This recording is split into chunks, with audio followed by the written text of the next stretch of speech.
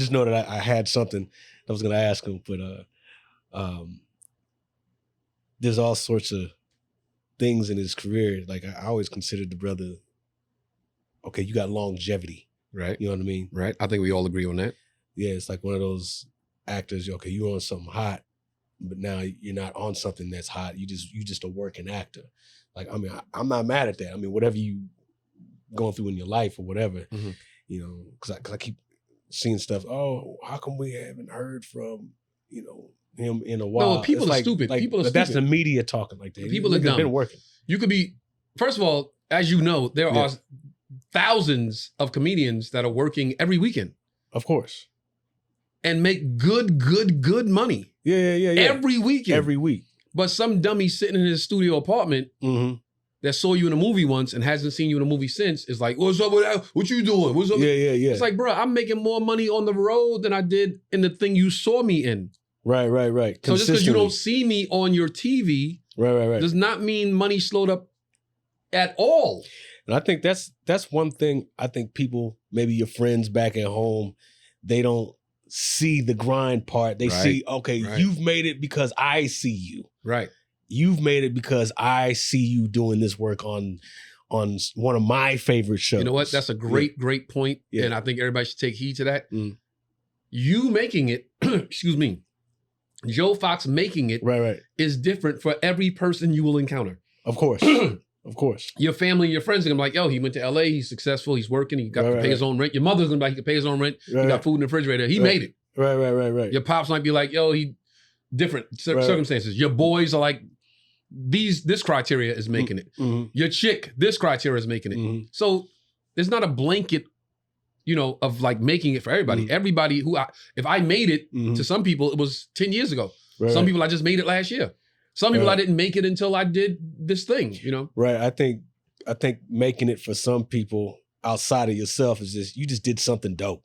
Right. That's why you got to be comfortable with yourself. Like, I think I made it the day I stepped on stage and they said, you're a paid regular at a comedy club. The day they said, you can call in every week and say, hey, I'm available this day, and get spots, I made it. Yeah. Everything else is better. Things have gotten better. Significantly better, but you know, I think making it is the thing that you love the most, getting to do that. Getting to do that consistently. What's up, brother? You good? And with that said, sponsor, Captain Kirk's Making Rum Punch. Trey, Elliot in the building. Captain Kirk, I'm sipping on it for real this time. These cats have been refraining. I was going back and forth to the dentist. He was taking pills. The stipulation was don't drink when you're on the medication. Oh yeah, you don't want to do that. So I did not partake.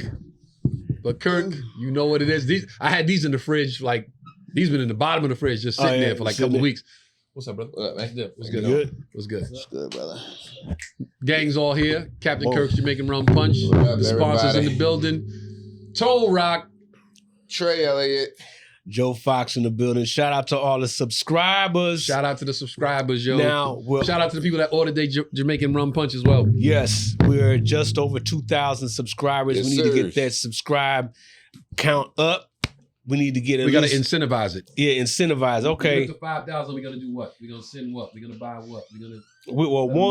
At 5,000, we're going to go live again. We're going to do live again, and then we're going to be giving it out. So make sure you in the next 10 subscribers. We'll track you, and then you'll get a shout out. There we go. You'll get a shout out. Joe Fox said it. You'll get a shout out. And then when we turn on the super chat, you can start giving us money and stuff like that. Man. Yo, first of all, support the show. So we appreciate that. Smash the like button. If you're not in the Los Angeles area, you should just be warned. It's a fucking heat wave going on right now. Oh, yeah. Don't let this jacket fool you. I only threw the jacket on just now because I left the house with the t-shirt on and cared not a fuck to get dressed today. It's too hot. It's too hot. But then I came in here and they got this AC is on. It's on North Pole, so I had to run to the car and get the jacket. But it's a super heat wave. How y'all dealing with this heat? Man, it's she said, oh yeah, no problem. It's triple digits. I just try to stay inside and pray that my AC don't go out. Because I've had a summer where the AC go out. Oh, that's the worst. They have rolling blackouts in my neighborhood. Rolling blackouts? Yeah. You mean like they planned it? It's so hot, yeah. Yeah. So far, my block hasn't got hit, but on the neighborhood app, people be like, hey, if you live past 8th Street, the blackout's going that way. I'm like, the blackout's going that way. I love that it's warm at night, though, because that's the only thing I hate about LA is cooler at night. So I like, coming from the East Coast, at night is warm. I love the warm night. It's still warm at night, which I love, but during the days it's too damn hot. That's actually some of the best shit in the world. A hot summer night. Yeah. Nothing like in New York City, man, a hot summer night. People gonna die because everybody outside. That's casualty of war. But a nice warm summer night, man. Everybody outside. Best. Chicks outside with the summer dress on. Oh, yeah. They got the basketball court lit up so you can play all night. Play all night. Man, the pizza shop open late.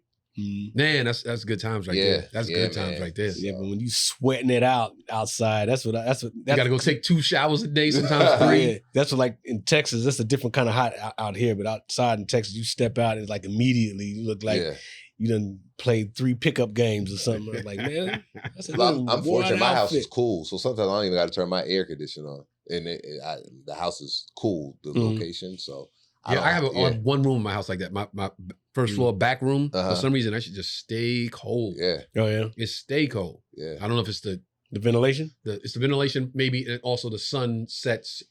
Like the window exposure. Yeah, so it doesn't get a lot of sun exposure, and then there's trees in the back, so it doesn't get a lot of direct sunlight. Yeah, that's one thing about these old houses I never understood. Like, I went to my aunt's house when I first moved out here, no central air at all. I mean, you had a fan, but it wasn't like blazing hot in the house. Right. I was like, how does this house stay cool? She said the ventilation, the doors and the windows, all that stuff, man. Oh, that's another thing about brownstones in Brooklyn, Bed-Stuy, and brownstones, the stone itself. Okay. When it's hot on the outside of it, it cools on the inside. Oh, wow. And when it's cold on the outside, it insulates heat. It insulates. So a brownstone in Brooklyn, you never burn it up. Oh, wow. Never. Summertime could be a heat wave outside. You in the crib like, this is all right. Oh, that's some Mr. Wizard World shit. I was like, how does that work? That's why they gentrified it and bought back in. They said, we can't have them in these cool houses, not blasting their ACs or whatever. Yeah, but did they have central air? It's still? Oh yeah. We had the what was it, the furnace in the basement and the good old furnace, big heating unit in the basement. Oh wow, be making all kind of noise at night. Hell yeah, scared the shit out of you. Like, you gotta help by yourself. Like, somebody bring it in. What is that? Because it's an old building. Brownstones is super old, man. Yeah, you hear that noise, you like, I ain't going down there. It was straight up. It was too hot the last couple of days. It's been in the triple digits, like out in the valley. Yeah, man. It's everywhere. It's just been scorching, but I've been staying cool. I go outside, go hit the gym, go back in. Sometimes I be in the house with my robe on. I don't have to have the AC on, and I still got to put my robe on sometimes. But then at night it'll start getting a little like hot, and I turn the air on at night. Because I hate being hot in the bed. That's the worst. I do. I got a ceiling fan right over my bed. Turn the ceiling fan on. Yeah. Take a t-shirt off. Just be out. This morning, Charleston came in and I'm like, Dad, why you don't have a shirt on? I'm like, I was laying under the fan, kiddo. I'm just trying to be cool. Yeah, straight up fan city, man. I can't sleep when it's too cold, so I don't do AC at night unless it's like blazing. But I cannot sleep in a cold house, cold room. Cannot do it. No, it's hard. It's hard for me. Like I got to be. If I got the proper covers, but see, the thing is, when you get up and go to the bathroom. That's what it's just like, you know what I mean? So I prefer to sleep with no AC on. But sometimes you got to. Long as it's cold. Long as it's cool. Not cold, but as long as it's cool, I'm good. Like I'm good with a good 70. 70 good. I said my AC in my car and the crib, 72. Yeah. 72? Yeah. Is that alma mater? Langston University. Let's shout out to university. Is it an shout HBCU? Out to yes, it is. Who went there? How'd you get the t-shirt? Actually, I went there not for classes. It was for the girls and some of the parties. But this is actually, Skinny Key went here. Where is it at? In Texas? This is in Oklahoma, Langston, Oklahoma. Shout out Langston University in Langston, Oklahoma. University. I didn't know it was a HBCU. Yes, the Langston Lions. Yes, yeah. Okay. Yeah, I got this. From a friend of mine, and I just let me throw this on today because cause this is a fit. Okay, so when I came in, I did a story on my Instagram, and I was like, I had a t-shirt on. I was like, yo, I don't care that I'm not dressed today. It's too hot. It's a heat wave. I said, Joe Fox, I said, he ain't dressed either. Yeah, right. And he was like, right. what you mean I ain't dressed? This is a fit. Would you explain to yeah, him? got the Explain sneakers. to him. Yeah, man, come on, man. Explain to him this ain't a fit. I mean, that Nigga, come that on. ain't really a I'm fit. the colors match though. But it ain't a fit. I don't care if You they look like New you got on- Balance. I don't give a damn. You know you got on play clothes. Yeah. You You know you come home and your mother You say, won't take wear your that scooter in on- with your play, that's play clothes. You won't wear that on right? stage, would you, Fox? Nah, I wouldn't wear it on stage. Yes, you So- would. No, the would- hell I you would. wear this on stage? Possibly, yeah. I would possibly not Depending. normally. Like in LA. I'll do a if mic I got- like if this. I got got 2 spots tonight. I'm going on just like yeah, this. if I got a spot around here. I do a I'm mic just in like this. Because see, the thing about me, the shoes is fly. You know what I mean? The jeans is fly. The shirt, Dolce, but it's just a shirt. It's a shirt. Is it But because it's a college shirt? Is that what it is? Nah, it's just you This know. is the overall your, statement. Whatever. jeans are just jeans. What kind of You know, jeans? What are they're those, not- Wranglers? Hilarious. They're Shut not up. like they're not like fitted jeans. What's wrong with They're not- Wranglers? They are Wranglers. What's wrong with that? Yeah, I need a Fox. reason why they wrong. Then Nah, I'll I'm just then fucking I'll with you. deny it. I'm you gotta fucking- stop. You gotta, The clothes don't make the man make the clothes. Hell right? yeah, You all there know you you that. gotta go. stop buying Yeah. your jeans in sections that just say jeans. It gotta be. It gotta have some type of. They don't have sections online. Oh, he's an online shopper. Yo, before we go any further, hold up. We got to remind y'all. Oh, yeah. September 24th. If you saw the episode, we had the young lady on. Yes, Stephanie Solomon. Stephanie Solomon, the Mhm. realtor, a real estate broker. Her DMs went crazy after she was on the show. Mhm. So we decided, let's have some fun with it. We're going to make a whole show out of it. It's going to be love from the green room. We're going to invite some of the guys that are in Stephanie's DM Yep. to the show. Mhm. We're going to give them the third degree Yes. Mhm. on why they should date her, what potential they have for, exploring the possibility of what could happen with Stephanie. We're going to ask some hard questions. You're going to have to answer the questions, brother. Stephanie, gentlemen, you got to answer some questions. And Stephanie will make the decision. The final decision is hers on who she wants to go on a date with. And we will send them on a date. Yeah, it will be live. We're gonna be in the live studio, and we won't be in this room. But you'll see, it's gonna be live audience, man. It's gonna be fun. We're excited because it's Yeah. gonna be something different. Something different that we've done And different. in a few weeks after that, we're going to do another episode, depending on the success of that one. The Tony Rock, The Joe Fox, the the Tony Joe Rock. Fox episode. So if you young ladies out there watching the show are interested in going out on a dinner date with this young man right here, paid for by us, so you're going to eat good, hit the show up. Let us know. Excuse his outfit today. Don't let Here that. we go. Don't let that be a. I won't be wearing this. I'll be DM wearing Joe something a little Fox, more DM fly than Trey, this. DM me. Let me know. I want to date Joe Fox. Yes. We're going to bring you in, live studio audience, Same drinks, thing. hors d'oeuvres, all that. We're going to give you the third degree on why you should date our man right here. The third Right. degree. And we're going to Yeah. send y'all on a dinner date. Yes. And then a couple weeks after that. And then a couple weeks after that, we're going to do the The Tony season Rock. finale. The Tony date Rock Tony date. Rock the date- episode. Who wants to Right. date Tony Rock? If Yeah. you are watching the show, Yes. if you're in the Los Angeles area, Yes. if you're in the Los Angeles area, you want to date Joe Fox, hit us up. If you don't have to be in the Los Angeles area for the Tony Rock episode, I might flew one of you out. I might flew one of you want out. somebody Depending. to You're get trying to get flued out? flued out. What does that depend on? You're trying to get flued out. What does it depend on? If you get flued You out. got to hit y'all. Okay. All right. Y'all got to be like, yo, I see some potential here. Okay. Mhm. You All got to right. bring me the page to me. Let me see. Bring the page. I got to scroll. I got to go right. weeks in advance. Let me Weeks ask- in advance. So let me ask you this: without looking at the picture, right? Mhm. And if somebody Without looking at the without picture? looking at the Without looking at the profile, if I say, "Yo, I got one for you," and if Fox say, "Yo, I got one for you," who you going to trust the most? That's something, Who Trey, you for gonna real. trust? Who you going to trust that I got something for you? Wait, you saying without me looking at the Without profile? you looking at the picture. If Who I'm you- like, yo, son. And yo, I got one, yo. Trust me on this. And then the Fox was But he's gonna say, trust I'm me on gonna this say, yeah, also? I got somebody for you. I said, I got somebody for you. Not even trust me. You don't even got Look to at go this with thing. it. You He don't even over got to here go with the mulling it trust me. over. It's just, yo, I got somebody. You know why I'm mulling it over? Because I think we both wild cards sometimes. We both be like, fuck it sometimes. You know what I'm saying? Okay. I think Fox is more planned and And I'm going straight off of looks. Straight off of looks. Well, you got to do that. Who you going to trust? That's number that's one. a tough one, man. What? I know what's fly. I know what's. I'm gonna go with Trey because Fox said fly. Fox said fly. He said, I know what's fly. Yeah. I'm editing myself. Fly meaning I'm trying not to say. I know what you like. Well, look, we got two episodes. We got two dating show episodes before we get to mine. So why can't we have three? We can get it right. We can get it right. Yeah. We'll figure it out. We'll figure it out, my ass. We're gonna have Captain Kirk's Jamaican rum punch on deck. Flowing. We might have some mixers. We're gonna have a bartender. We gonna have some hors d'oeuvres. Like I said, it's gonna be a real fly. Some little music. It's gonna be real. It's gonna be a real cool vibe. Then we can do a little mix and mingle. And it's all in good fun. It's all in good fun. You ain't got to. Fox ain't got to get married, and girl, you got to be trying to marry Fox. I might even make the hors d'oeuvres. I might even make one dish. I might even do that. There we go. Ladies, tell me what kind of hors d'oeuvres you like. I'll make that. I swear I didn't even know you could cook. What? I didn't know. I'm a grown ass man and I'm single. I better be able to feed myself. Okay, there we go. There we go.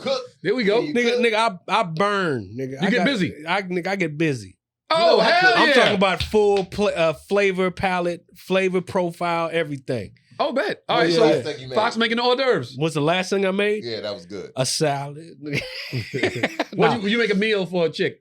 What's your go-to? My go-to is salmon or lamb chops or salmon. That's every nigga go-to. but you don't do nigga wood grilled honey glazed chile.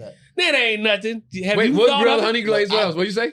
With lemon chile as flavor. Chile.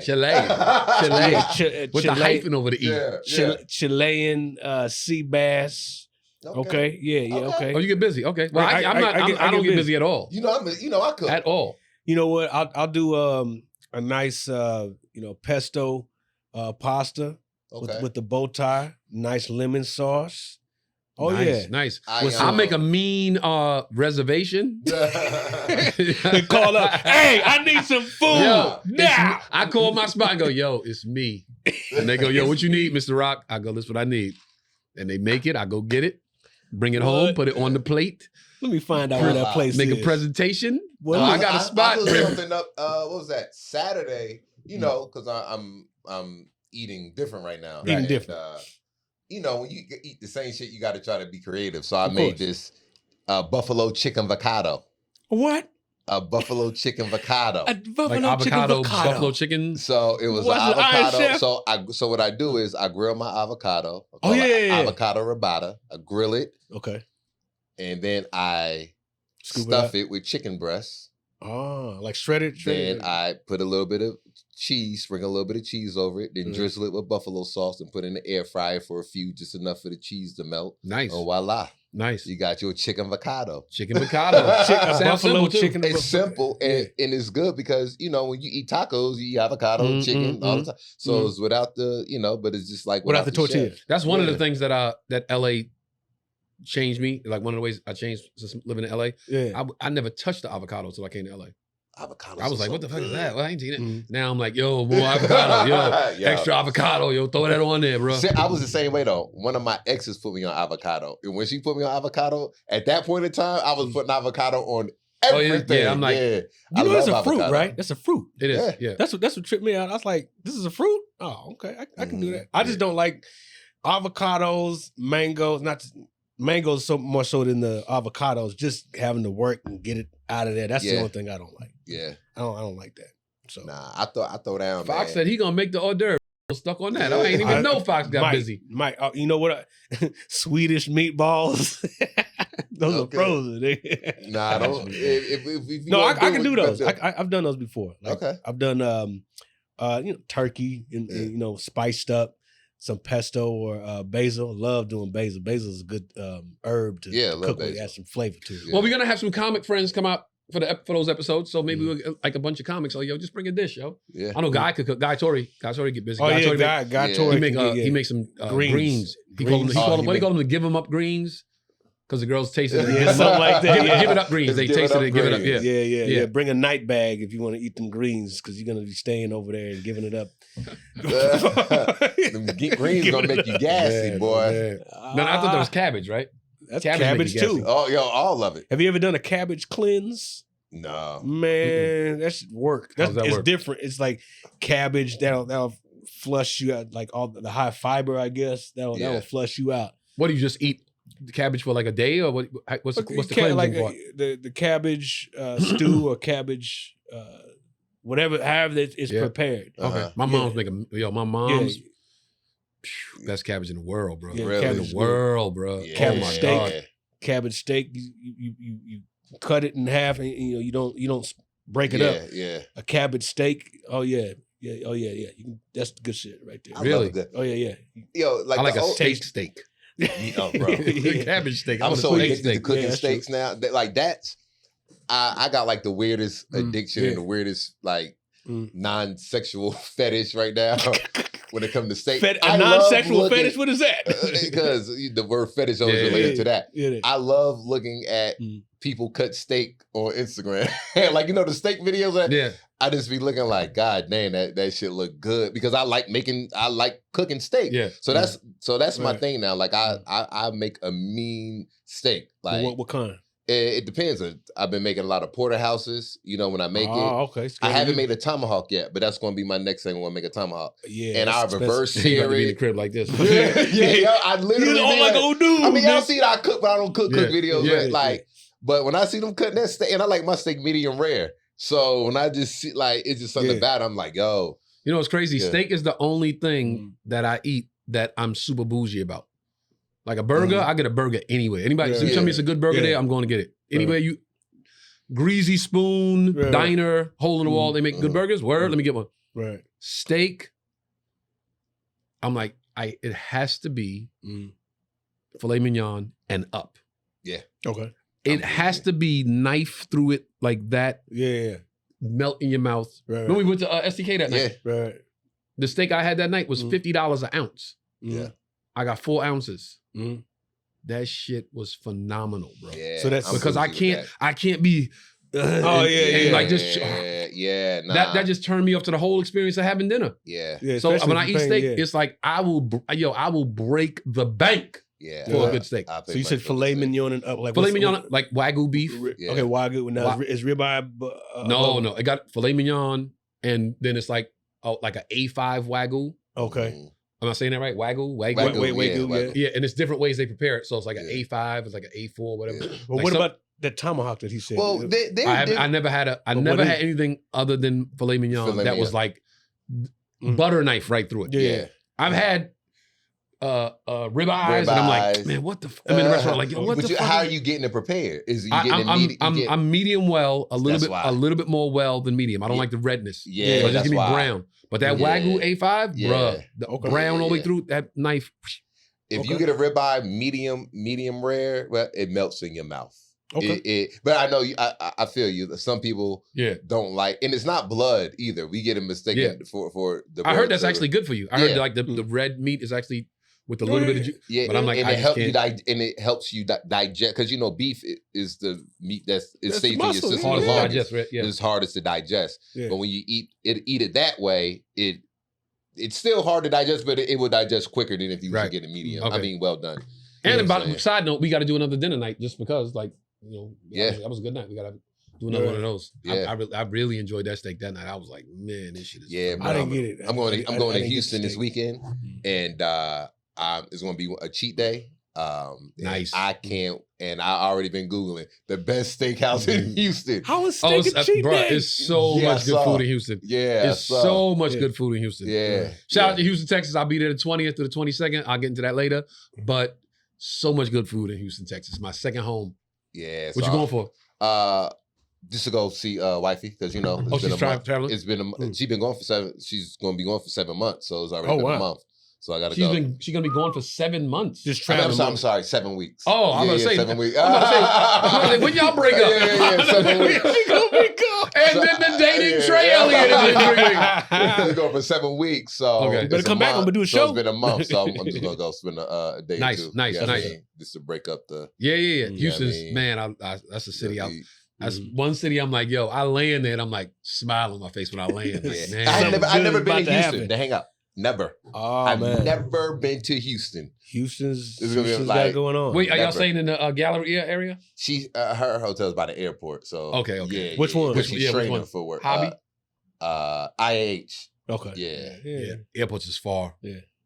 They far from downtown. So, but you know, get a little rental. Just Yeah, make a there good you day, go eat. I got people there. If you need anything, let me know. Okay. Like real people. Like Trey is there. I don't know if he'll be that weekend, but Trey's there. Yeah.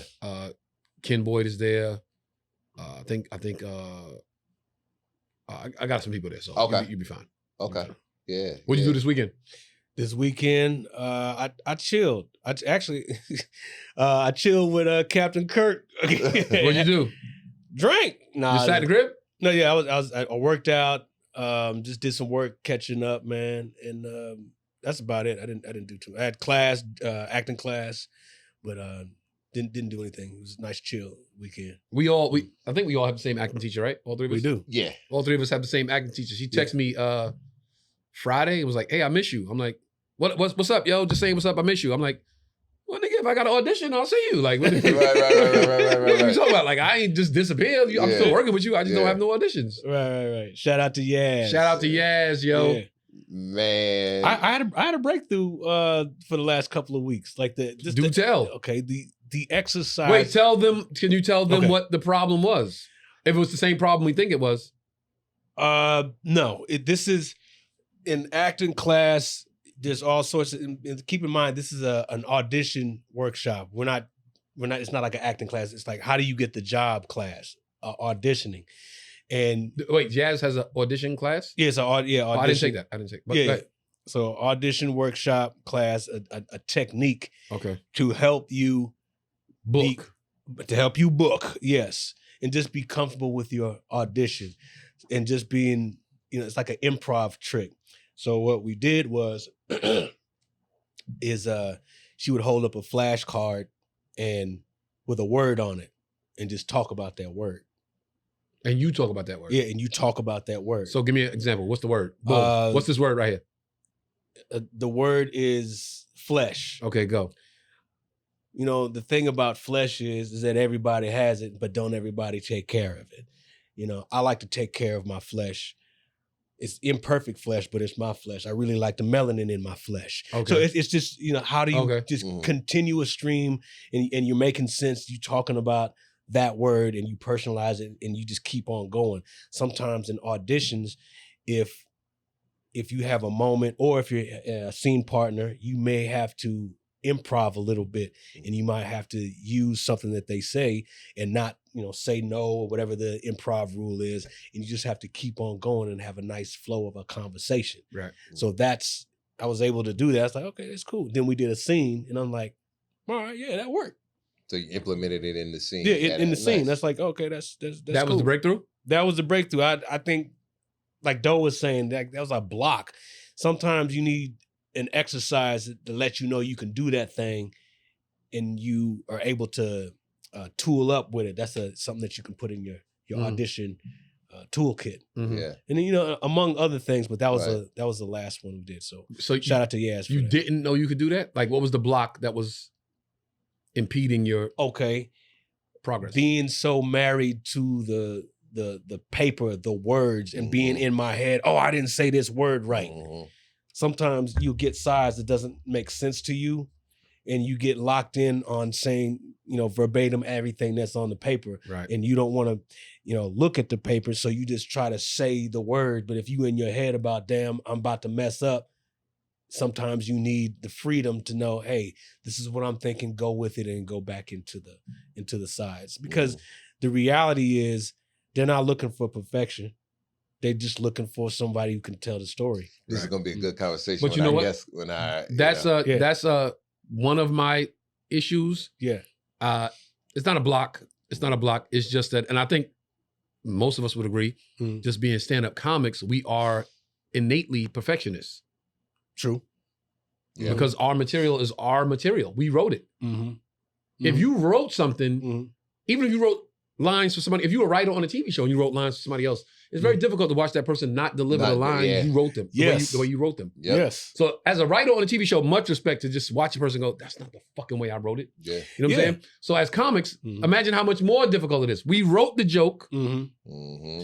We tell the joke. Mm-hmm. We know how it's supposed to be told. Right. Then you go to audition, they hand you sides, and you're like, all right, I guess I got to I got to say it like this. But if you don't stick to the words verbatim, you like, fuck, y'all messed up. Because we want to be perfectionists. We want to be correct, right? On this side, well, okay, we in the industry. On the comedy side, we perfectionists. But then you got to come over here and go, okay, don't really get married to the words. Don't worry about it. Just tell the story. It's like, no, but over here, everything got to be perfect. Yeah. Right. So that's the tug of war that I was going through. Me personally was going through. Yeah.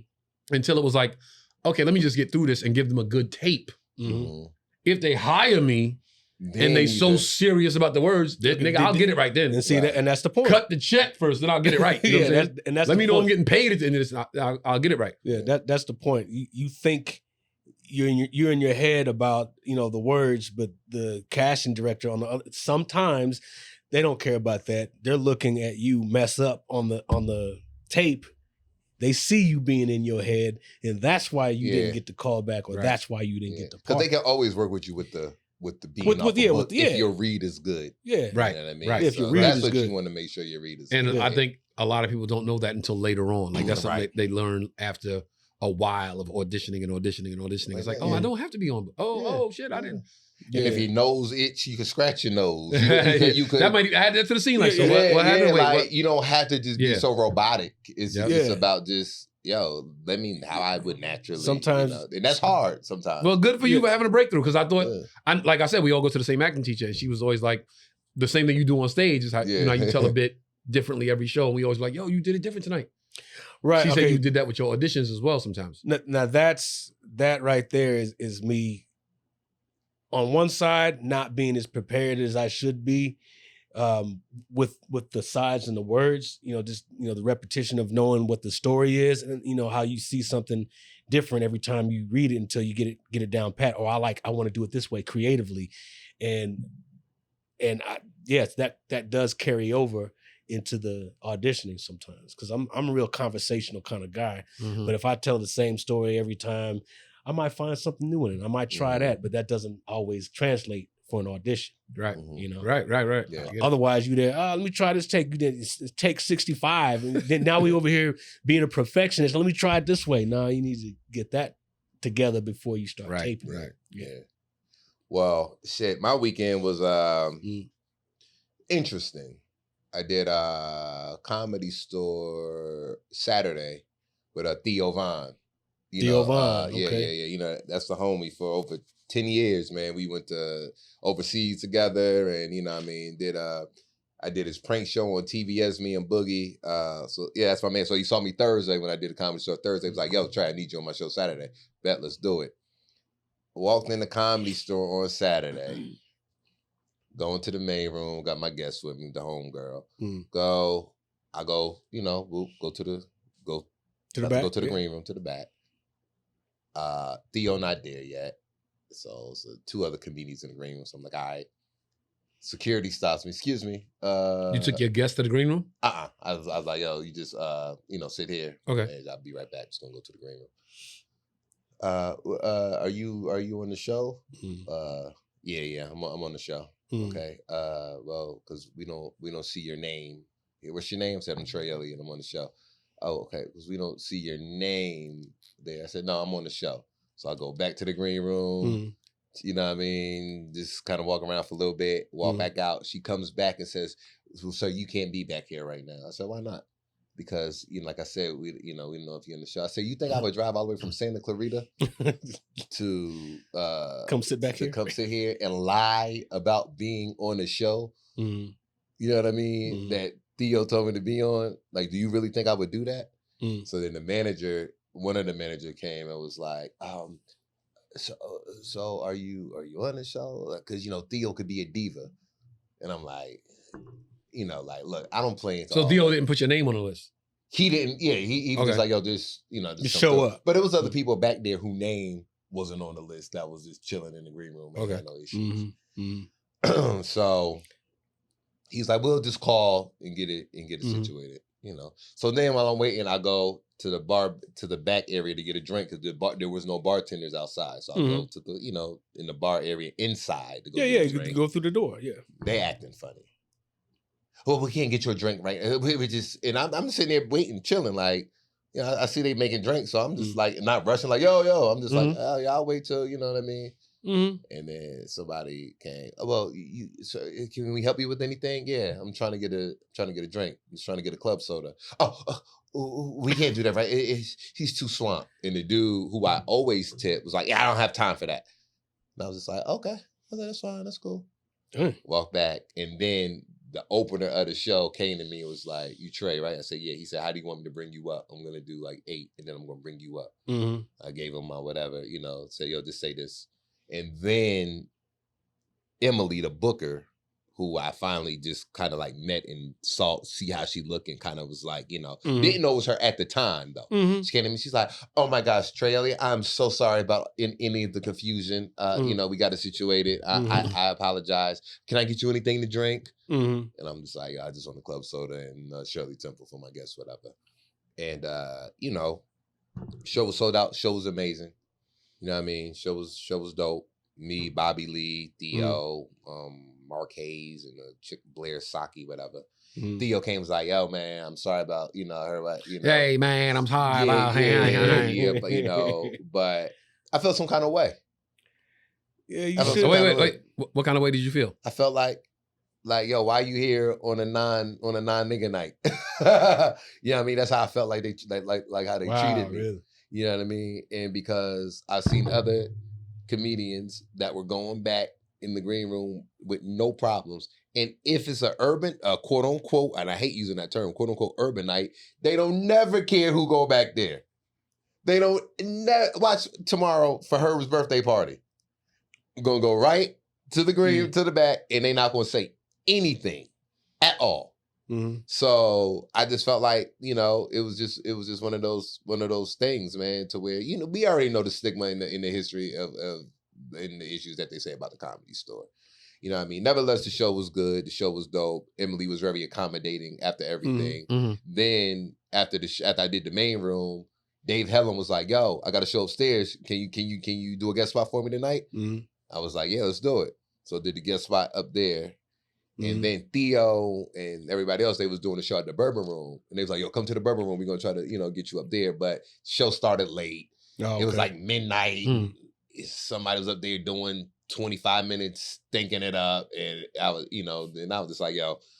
So I didn't do that. I didn't do that one. But yeah, you know, I just didn't like how it made me feel. I felt like I was like back in the, like if I was born in the 60s or I felt like I was back in the 60s, man. Like, I was just like, yo, why I have to feel like this? You know what I mean? I feel like, you know, that like you don't belong. I feel like the staff you out of place. Treat comedians like shit, man. And I just felt very like they was treating me like shit. And I didn't cause a scene. I didn't say nothing. Emily came and was, like I said, very accommodating. You know what I mean? Made me feel good, whatever the case may be. But it was whack that they do that. Damn. 2 things. So yes, tomorrow on Herb's show, it's gonna be a bunch of niggas backstage that they're not checking anybody to see who's on the show because that's an independent show. That's not a Comedy Store show. Okay. Right. That's independent. So they might not even come in there to see who's on the show. Right. The people that's working the OR and the belly room are gonna be like, oh, they got some other type of shit going on in the main room. Yeah, so they don't give a fuck what's going on in there tomorrow. Right. And first of all, let me preface this. Never in my life will you ever catch me defending white people. Never. Never. But show tomorrow, Herb's show tomorrow is independent of the Comedy Store. Right. So they're not going to be in there like, are you on the show? Because they don't know who the fuck going to be on the show anyway. You know what I'm saying? That was 1. 2, do you think that this would have turned out differently had you been going to the store routinely, whether you on the show or not, just to show your face and sit around and watch a show here and there? Just to be like, I'm gonna go watch a show at the store on a random Tuesday or Thursday or Wednesday, whatever. Well, I do that. Do you think it would have been different? Possibly. And I say that because we've had this conversation months and months ago, and I was saying, we were talking about the benefits of showing your face and just being around. And I believe it was you, I could be wrong, that said, I'm not going to the comedy club and I'm not going to sit up in there all night if I'm not going up. It might have been you. It was one of y'all too. I ain't going in there to sit up in there all night if I'm not going up. And I said, okay, well then don't. Because I know that going to show your face routinely, whether you're going up or not, pays dividends in the long run. That's how I got on at the Comedy Store. So do you think that would have turned out differently? Had they said, he's here all the time. Like he comes possibly. Well, depending I do go to the Comedy Store often, besides on Thursdays. Okay. Yeah, I went there and show my face, but and maybe it's me. That's why I didn't have no problem getting through the security at the front. They was like, "Oh, hey, what's going on?" Yeah, you know what I think sometimes they either recognize faces or they can see how you're moving. I think that's something. There's something to be said about that too. But if they don't know you and you're in a place like that's out of this world to me. Why would you be back there and you're not on the show? Like, like you're loitering or something. That's a problem. That's a problem. Yeah. It's like there you go. It was the fact that they made me feel like I was lying. Right. I was like, right, yo. I'm showing them my face. I'm like, yo, like, I'm on the show. It ain't that serious. Yeah. I hate being in those situations where I got to say like, yo, man, it ain't that serious. Yeah. Like, it happens a lot, but like, I'm trying to think about incidents where I'll be like, simple shit like, can I see your receipt? Like, yo, fam, it ain't that serious, bro. It's a fucking... it's a Kit Kat, nigga. Like, ain't that serious? And you know what's crazy is that it was a butch security, like, lesbian chick. And I was like, and because my demeanor, now, if anybody know me, I could cut the fuck up, like, on some, like, not rowdy, but I could, I could really be, like, yo, what the fuck? Like, but I know how to kind of be calm. And because of my calmness, I was just like, all right, cool. And she's like, I mean, it doesn't really matter to me, at the end of the day. Because she really saw that I was just like, yo, you think I really drive out from Santa Clarita and lie about it? And she's like, I get it. I mean, it doesn't matter to me. You know what I'm saying? Right. So she felt, and then I went on stage and talked about it. I swear on everything I love. My next question was, yo, did you start your set with that? Because that's immediately how you start your set. You know what I did? I didn't start off. I hit them with some shits, got them rolling, and then I was like, "I'm glad y'all laughing. These motherfuckers were going they didn't even believe I was on the goddamn show." So that's the win right there. That's the win. You know what I mean? And I hit her, and there was one other black dude in the audience had a sold out. One black dude I saw. Like, man, you good? I said, did they let you? I started talking about him. You know what I mean? Yeah. And they loved it. Yeah, there you go. That's the win right there. But that's the win. Make it material. I just made it material. Because if it was really a bad situation, you would have took that energy on the stage, and who knows how that would have went. I understood in the sense of the perception. Yeah. So I wasn't shocked. I was just like, oh, okay, here we go. Here we go with this bullshit. You know what I'm saying? So I wasn't shocked, but it ended up being that's the thing when you black, especially a black male, you go through that shit so much that you get to the point where you just go, here we go. Here we go with this. Here we go with the bullshit. Yeah. Like I've never Tyreek Hill driving to work, yeah. driving to the game. Yo, homie, I'm playing right there. Right. Now, granted, he was talking to the cop. Wow. Yeah. But I mean, what I'm talking about is like, yo, y'all didn't see this dude drive past all the last season, all preseason. Like, come on, fam. You don't know who that is? Like, right. I don't know what they said he was driving recklessly. Of course, the video don't show They that. always gonna say somebody driving reckless. Yeah. But I'm saying, as black men, we always get to the point where it's like, here we go with the bullshit. Yeah, I think we know how to rehandle it. Intern! Yeah, tell the intern to come here too. Because I need the... Trent! And get our guest downstairs. Yeah, he's crossing the street. My meter's up. Yeah, his meter right, and then you should see him down. You know who he is, right? Yeah. Okay, bring him in. Okay, quick before our guest comes up. I don't know if we can make it quick. Do you think Lil Wayne should be the halftime performer for the Super Bowl this year, which is in New Orleans? There's a big stink because Kendrick got the gig. Everybody in New Orleans going crazy for Wayne. Birdman is disrespected. Yeah. Nicki Minaj is on a fucking rant. Because he's from there. He is New Orleans. But he's been very unprofessional in his last big gig. What was his last big gig? And I didn't know that.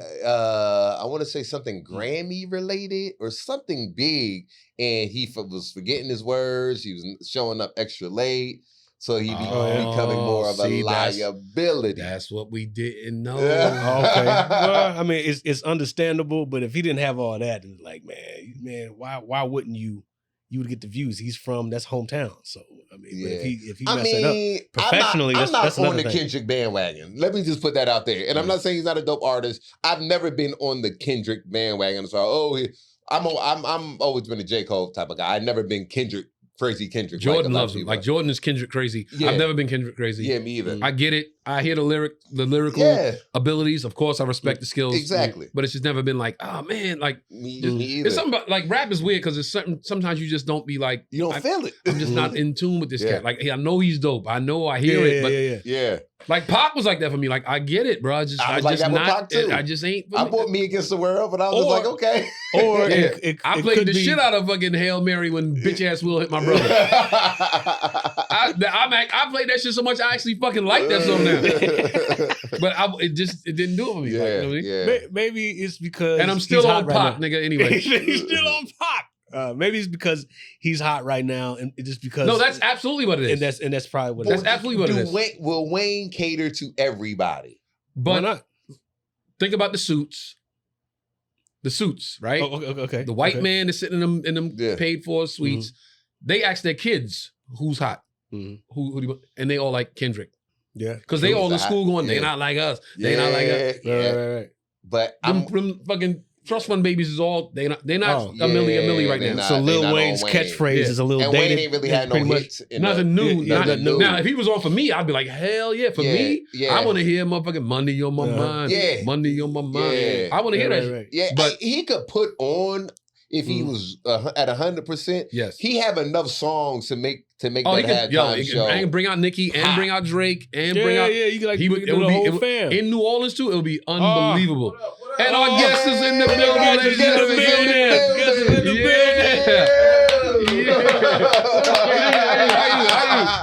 Yes, sir. Yes, sir. Get in where you fit in. Get in there, ladies and gentlemen. Coming from being fitted for a tuxedo for the Emmys. For the Emmys. That's right. Are you also nominated? No, I'm just presenting this year. What are you presenting? Do you know? I'm not sure yet. Okay. I'm just presenting with Mindy Kaling. Nice. Okay. So, nice. So it's just nice to be asked and be a part of the whole thing. You know. Yes. And all of that. You know. Ladies and gentlemen, MEKHI PHIFER's in the building. Gotta give him the proper introduction. Glad to be here. Glad to be here. You know who the fuck is. You watching right now like they got that nigga. What's been a minute? What's good with you, bro? Man, you know, I've been corresponding with my man Trey. You know, rock with y'all.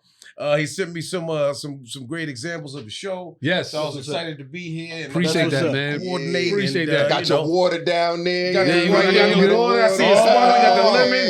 We got your rider. We got your rider.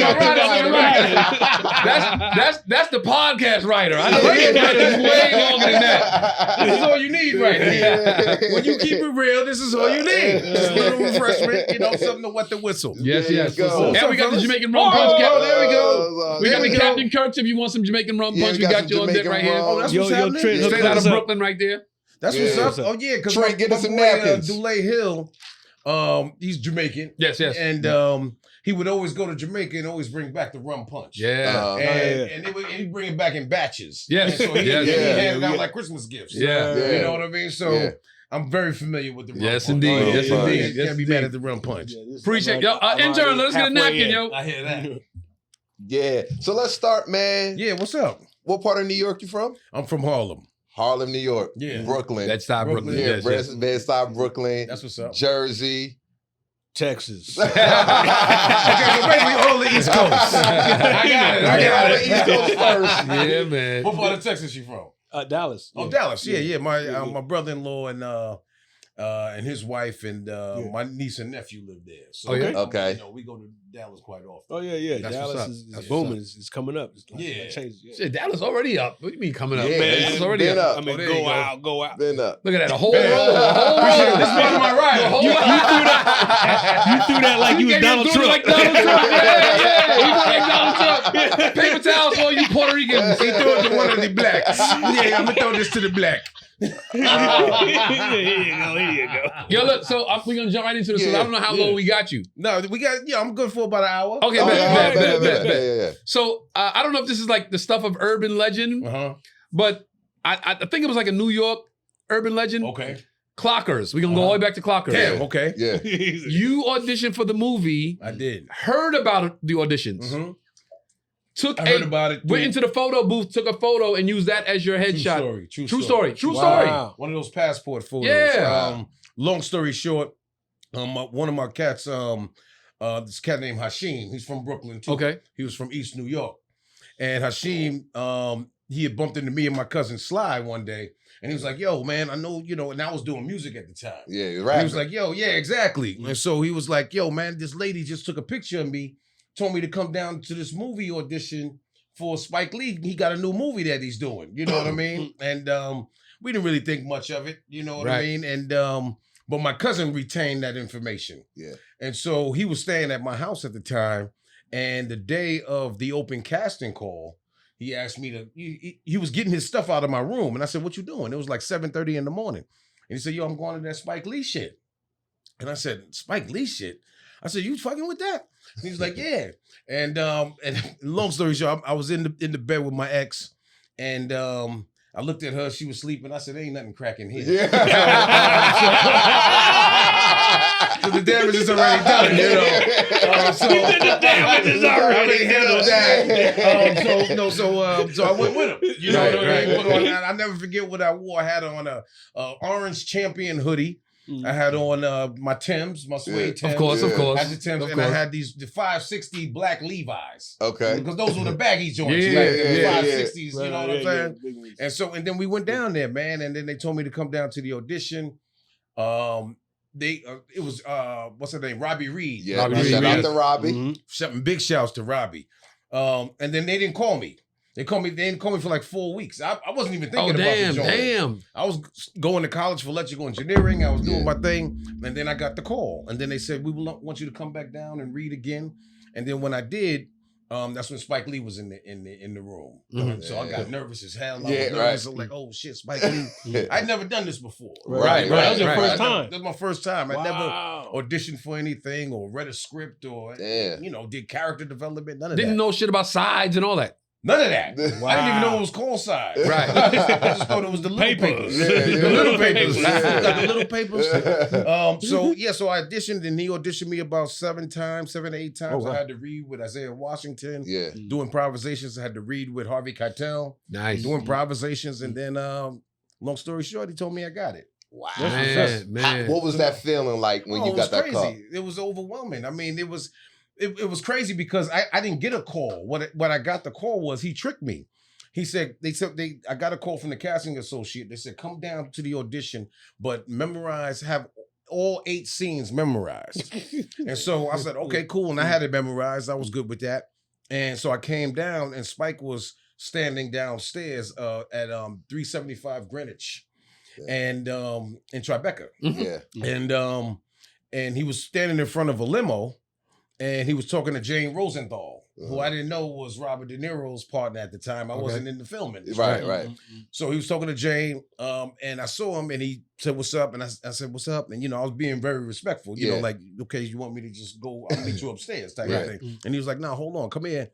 He introduced me to Jane, and then he was like, "Come on, let's get in." And then so we drove down the West Side Highway, or up the West Side Highway, and unbeknownst to me, we were going to the David Letterman show. Oh, wow. And this was 94 when Spike was beefing with Reggie Miller during the play. Reggie Miller went crazy. Remember that was this year. They were cursing at each other. They were going crazy. Remember, Spike was on the cover of the Post and the New York Times. Like, "Yo, what are you doing?" Shut up, Spike. Shut up, Spike. Sit down. And so we sitting in the limo heading towards the Dave Letterman show. I didn't know we were going to the Dave Letterman show. And so he just started talking to me, and he didn't really make a lot of eye contact. He was kind of like sitting with his legs folded in the back of the limo, and he's like, "Yo, man, I just want to let you know, I really thought you did a great job. You were my number one choice by far. You know, I want you to be the, you know, the lead in my new movie. Oh wow. And I just kind of sat there like, I said, wow, you know, thanks, you know. And I was humble. Yeah. Right. It's Spike Taking Lee. it in. You know what I'm Absolutely. saying? Yeah. I'm mad humble. And then he ran down some things for me. You know, he's like, no, thank you. And then he ran down some things. He said, I'm putting you up. I'm getting you a brownstone in Brooklyn next to the set in Gowanus. Yeah. You know, and it was right next to his house. Yeah, You know, yeah. I was off of Adelphi. Adelphi, And yeah. DeKalb. Decal. Yeah. Come on. We used to live right there. Yeah, and so that's the whole area, you know, because Spike lived right across the street from the park. Right. And Fort so, Greene Park. Yeah, exactly. Yeah. And so we went, so he's, I'm getting you an apartment. I was living with my moms. You know what I'm saying? Like, Wow. oh shit, you giving me a brownstone. And he ran down everything, told me, gave me all these numbers, and then we pulled up to the David Letterman show, and then it was crazy.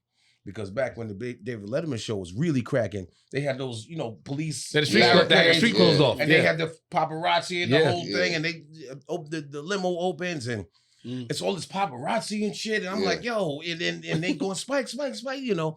And then we go in there, and he introduces me. He's like, yo, this is the new star of my movie. Oh, wow. You got And it that just kind so of happens presentation, that yeah. what he was doing was, the reason he was going to David Letterman was to surprise Reggie Miller.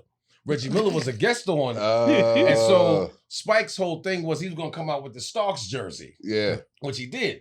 And just lo and behold, so Reggie Miller was there, and then Tony was the guest. Oh, Okay. man. Yeah. That was a good ass episode right there. Oh yeah, it was off the chains. And so, but really on the real, this was all good. But man, I just wanted to get home to tell my moms, like, yo, I'm about to be in the movie. You know what I'm saying? Like, I wanted to tell my peoples. And so, long story, we were there, and it was off the chain. Then after the show was over, you know, I got introduced. We went to this big green room and chopped it up with Reggie Miller and his ex-wife at the time. Yeah. Tony. It was like a whirlwind. And then he dropped me off back at the crib uptown. And it just so happened that nobody was outside. Nobody was outside. Everybody's usually outside in front of the bodega. Maybe that was a good thing. Maybe that was a good thing. Because you would have had way more money requests the next day. Exactly. Son, I see you with Spike. I know you got it. I know you got it. Come on, man. Let me hold something. But now that's how we kind of set it off. And then, you know, that's a long story man, that's short. awesome. And you know what's crazy? Like in New York, that was like the stuff of legend. Like even in Brooklyn, we was like, yo, you know that cat on that movie Clock? I was like, yo, they say he got that shit from like a picture he took in a photo, but we like, nah, you can't get a movie from shit like that. No, what happened was because when I went with my cousin, I left out this part. Remember Woolworths? Of course. Okay, so Woolworths was like a 5 and dime spot. Right. And Woolworths, you could go into a booth and get Yeah, I remember. Yeah. So between me and my cousin, we only had $4, and it cost $3 to get 3 pictures. So we walked all the way from uptown. Nothing was open because it was still early. Yeah. So we walked all the way down to next to King High School, right there on like 9th Avenue and like 68th Street, something like that. And as they were turning the key to open the shit, we went in there. And we only have $4. So what we did was say, okay, we get 3 pictures. So this is what we're going to do. You go in first, then I'm going to go in, and then we just going to take the last one together. Yeah. So that's exactly what we did. We put the $3 in, you know, very measured, like, okay, boom, and then sat in front of the shit. Boof, and then ran out. Boof, and then we ran. And then we took the next one together. Boof. Those are our headshots. That was it. We didn't have no goddamn headshots. It wasn't like this. Well, we had family photos. With my grandmother. You didn't know about headshots. You called them little papers. Exactly. We had no shit about no headshots. So I went there, and when I went to the open casting call, they pulled me out of the line and said, you know, do you have any experience? Do you, you know, they said, where's your picture? I said, oh, yeah. They were like, hold on, man, let's get the Polaroid. They got the, you know, the Polaroid. They like, take this up to the stage. You know, write your name on the thing, fill out the stuff. And then that's how that happened. So you were in line with a bunch of other actors. And it had to be 1,000. And they pulled you out the line. Yeah, because what happened was Spike was looking for this lead, and he went to Philly. I think he went to Atlanta, LA, New York. There's a few places that he did Right. this open casting call. Right. And so there was a lot of people, and they had it on the news. They had it on Hot 97, on Yeah. WBLS, and all of that kind of shit. Yeah. 107.5. And so they 107, yeah, and then the newspaper. Yeah. So it was a lot of people. And one of Robbie's casting associates, I think her name was Aisha Cooley, had pulled me to the side and just asked me some questions. And wow. you know, and then That got me listen, That's just crazy. let that be a lesson to you. What's for you is for you, man. Yeah, no, yeah, for You real. in line with 1,000 people, no experience. They go, yo, that guy right there. Yeah, let's just see what he's talking about. What's for you, Yeah. you, You know man. what I mean? And then, but I had to be, but I had to take it seriously. Right, once right, they right. told me, they gave me the sides. They gave me like, okay, here's this scene or two scenes. And so I'm 19 years old. None of my friends were actors. Right. So when me and my cousin were walking back home, back to Harlem, I'm reading while we're walking back home. Yeah. You know what I'm saying? And so we met up with my man Big Mike. Shouts to Big Mike. And Big Mike always had the trees. Okay. You know what I'm saying? So Big Mike's, and he's from the Bronx. He was from like 160, like near Yankee Stadium. Okay. And he came down, met up with us, and we met in Central Park. And we rolling up and going over the lines. You know what I'm saying? And these were my acting coaches. Yeah. Right. My cousin and my man Big Mike. Yeah. And so I'm going over the lines, I'm spitting it, I'm going, okay, yo, so and so, blah, blah, blah, blah, blah. And my man Big Mike is rolling up, reading with me, going, now hold on. You fucked that line up. That word is fucked up. You gotta say, you said the and these You messed up that whole shit. Let's start over. That's how I love it. That was my first foray into being directed. Yeah. Was from Big Mike and Sly P. Big Mike acting class. Shout out to Big Mike. Yo, shout out to Big Mike. So because it's in the park, in Central Park, smoking weed and going over the lines. You know what I'm saying? Okay, now you need to do that again.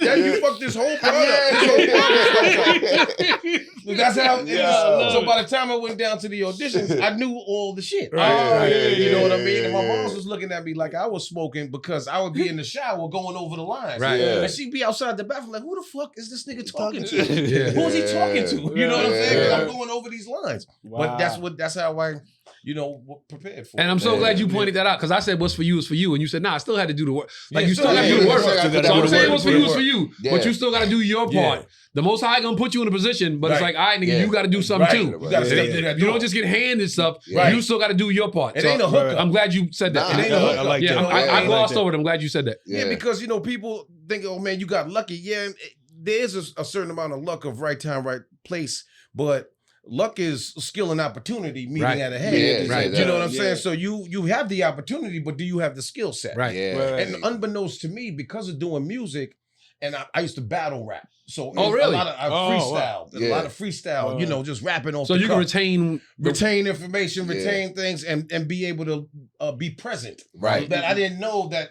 I was preparing, unbeknownst to me, to be present in a scene. Because a lot of times actors fall into just reading the lines. It sounds Or like just waiting to about say that. their line, but not Right. listening. right. And not being present. Yeah. So that's what it taught me inadvertently. I didn't even know that that's what it was doing. Yeah. But it did it, and shit, I was the lead in the movie. Yeah. Yeah. So that's what started my whole career. That's Man, crazy because we that's used to dope. sit on the stoop in Bed-Stuy, Brooklyn, me and my brothers. And our thing was we would sit on the stoop and the ritual, the routine, the job was anybody that walks past, we had to snap on them. Had to snap on them, right. So we was just, and I got a lot of brothers. So we was just sit out there and then it became a thing where everybody in the neighborhood like, yo, the Rock Brothers on the stoop. Yeah. So they would come to the block and just watch us snap, not knowing inadvertently we working that muscle to be able to just like, I can go on stage anytime right now. I can do it at any time. Exactly. Just like being present in the moment. Right. Somebody walk past, yo, look at this, yo, nigga's shirt looking like you. Right. looking like. So now it's just like anytime I'm on stage, like, yo, my man, yo, look at Shorty's dress, yo, how you looking at it? Yeah. But people don't realize some of the funniest cats is from around the way. The funniest. The cats that used to have me funniest. literally on the floor dying, The rolling funniest. around on the ground. Yeah. Was the cats from around the way. These were the most funny, witty, articulate. Yeah. You know what I'm saying? Whether they did something with it or not. Is Right, the other right, thing. Yeah. But these cats was funny, man. I mean, the And funniest I cats. said this to them last week, and I will reiterate. the best talent scouts in the world was the hood niggas. Yes. Because they could see potential in you and they kept you out of trouble. Kept you out of the bullshit. Because they knew, yo, you Nah, got you to better than like, this. yo, you chill. Yeah. Like I would try to be with the shits back in the day. Right. Yo, Tone, chill. Tone. You gotta So chill they coming had up. they was the best talent scouts in the world. Yeah. So basically, if they had recruited you into the gang, they saw no future in you. Right. Like, yo, he can do some time. Yeah, He ain't got no. He can do ain't some going time. nowhere with this. They be like, yo, Tone, get the fuck out of here, yo. Right. Yo, your mom's gonna kill me. Get out of here. Exactly. But they knew they saw something that was like, especially cats that play ball too. Oh, Especially in the malls. athletes. You know what I mean? If you play ball, if you were on Riverside or Gauchos or any of the Gauchos. teams, If you was Gauchos, you was out of here. You was out of here. Yeah. And if you played at the Rucker. Right. Oh, yeah. Right. Or Dykeman. Or Dykeman. Yeah. Or Dykeman. I used to be up there all the time. 200th Street. Shouts to Dykeman. I got mad people up there. But yeah, when you uptown, you uptown. Yeah. You know, but New Yorkers, it's funny because we so intertwined in our dialect and in the way that we talk. You have differences. You got your differences in the Bronx to Brooklyn to Staten Island to Queens and all that. But we kind of just all New Yorkers. You know? Right. He asked me earlier when we came in, he said, yo, you know MEKHI? I said, I know him on some New York shit. Like, we all the cats that was working towards a thing kind of all cross paths with cats. Like, so we knew the ball players. Yes. They knew the actors. We knew the boxers. They knew the rappers. We all knew all the dudes that was trying to get it legally kind of always crossed paths and knew each other and kind of supported each other. Absolutely. You know what I'm saying? So then tell me this. So after Clockers, when did you move to LA? Man, I didn't move to Clockers was in 94, in the summer of 94. And I worked out of New York for the next 4 years. Okay, so then I stayed in New York. Did maybe 12 films, feature and independent alike. Okay. A couple of guest spots on television shows like New York Undercover. Homicide, that was shot in Baltimore, Life on the Streets. I did a few episodes of that. And then I moved to LA in 98. Oh, 98 you moved out. Okay, shit. And then I've been here ever since. Okay. So it's crazy because I've been in LA longer than I lived in New York.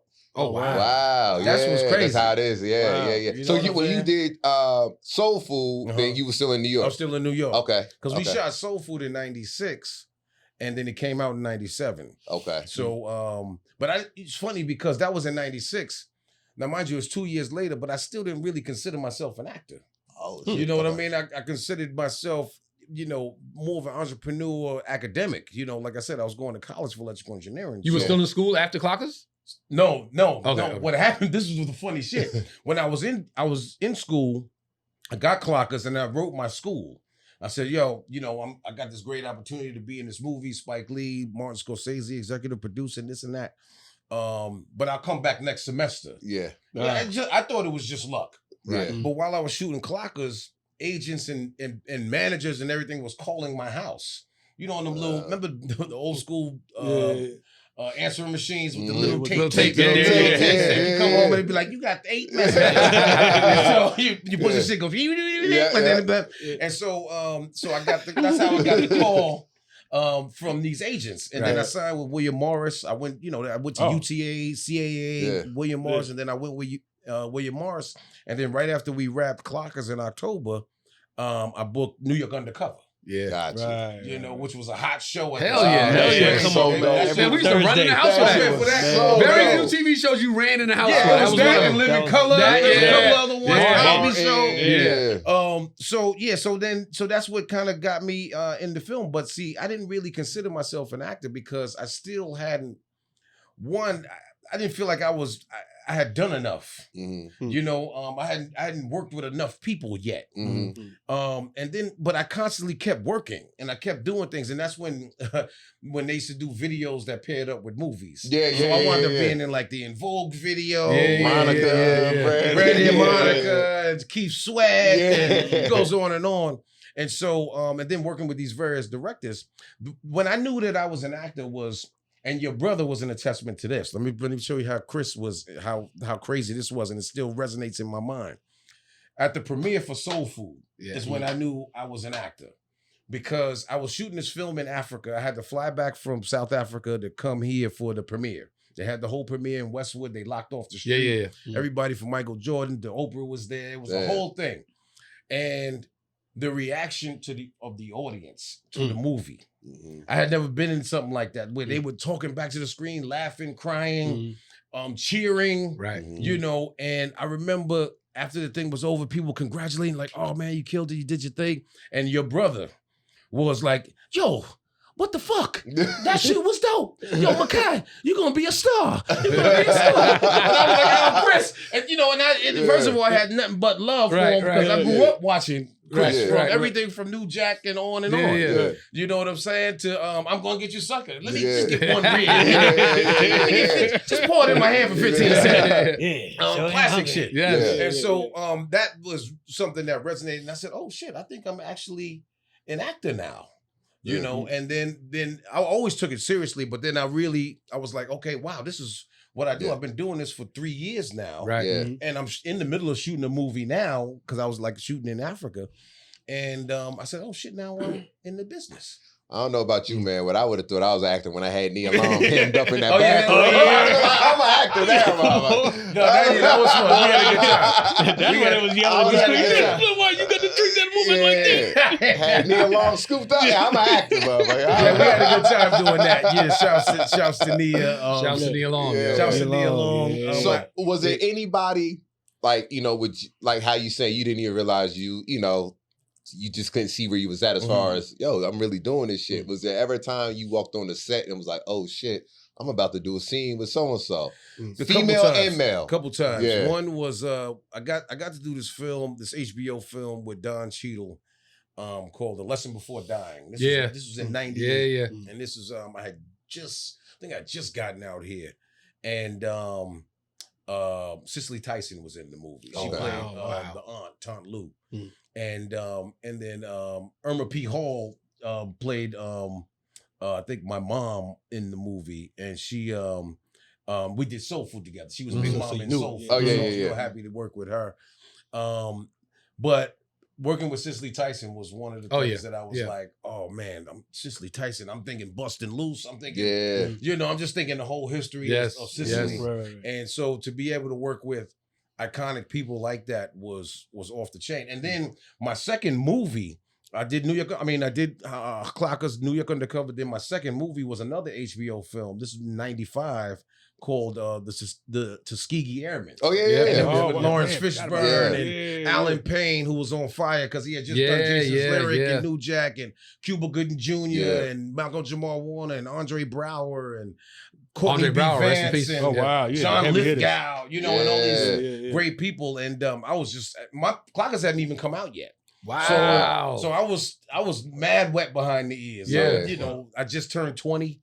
And so I'm just watching, you know, these cats, you know, work and just, you know, just kind of, you know, sliding in there where I could, you know, and just trying to, and just seeing different styles and how they do things.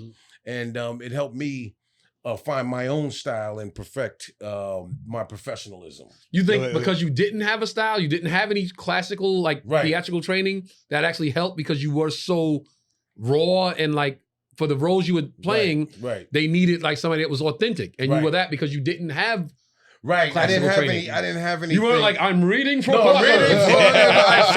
Don't do that, here. Mine eyes have seen the structure of the light. No, I didn't have any of that, so I didn't have to unlearn. Because a lot of stage actors, when they came up in stage, had to learn how to act in film and television. Right. Yeah. Sometimes it can be over the top. It can be, you know, and they may not understand subtleties because, you know, the camera being so close, you don't need to project so much. You know, you can have your subtleties. So I was able to be a blank canvas.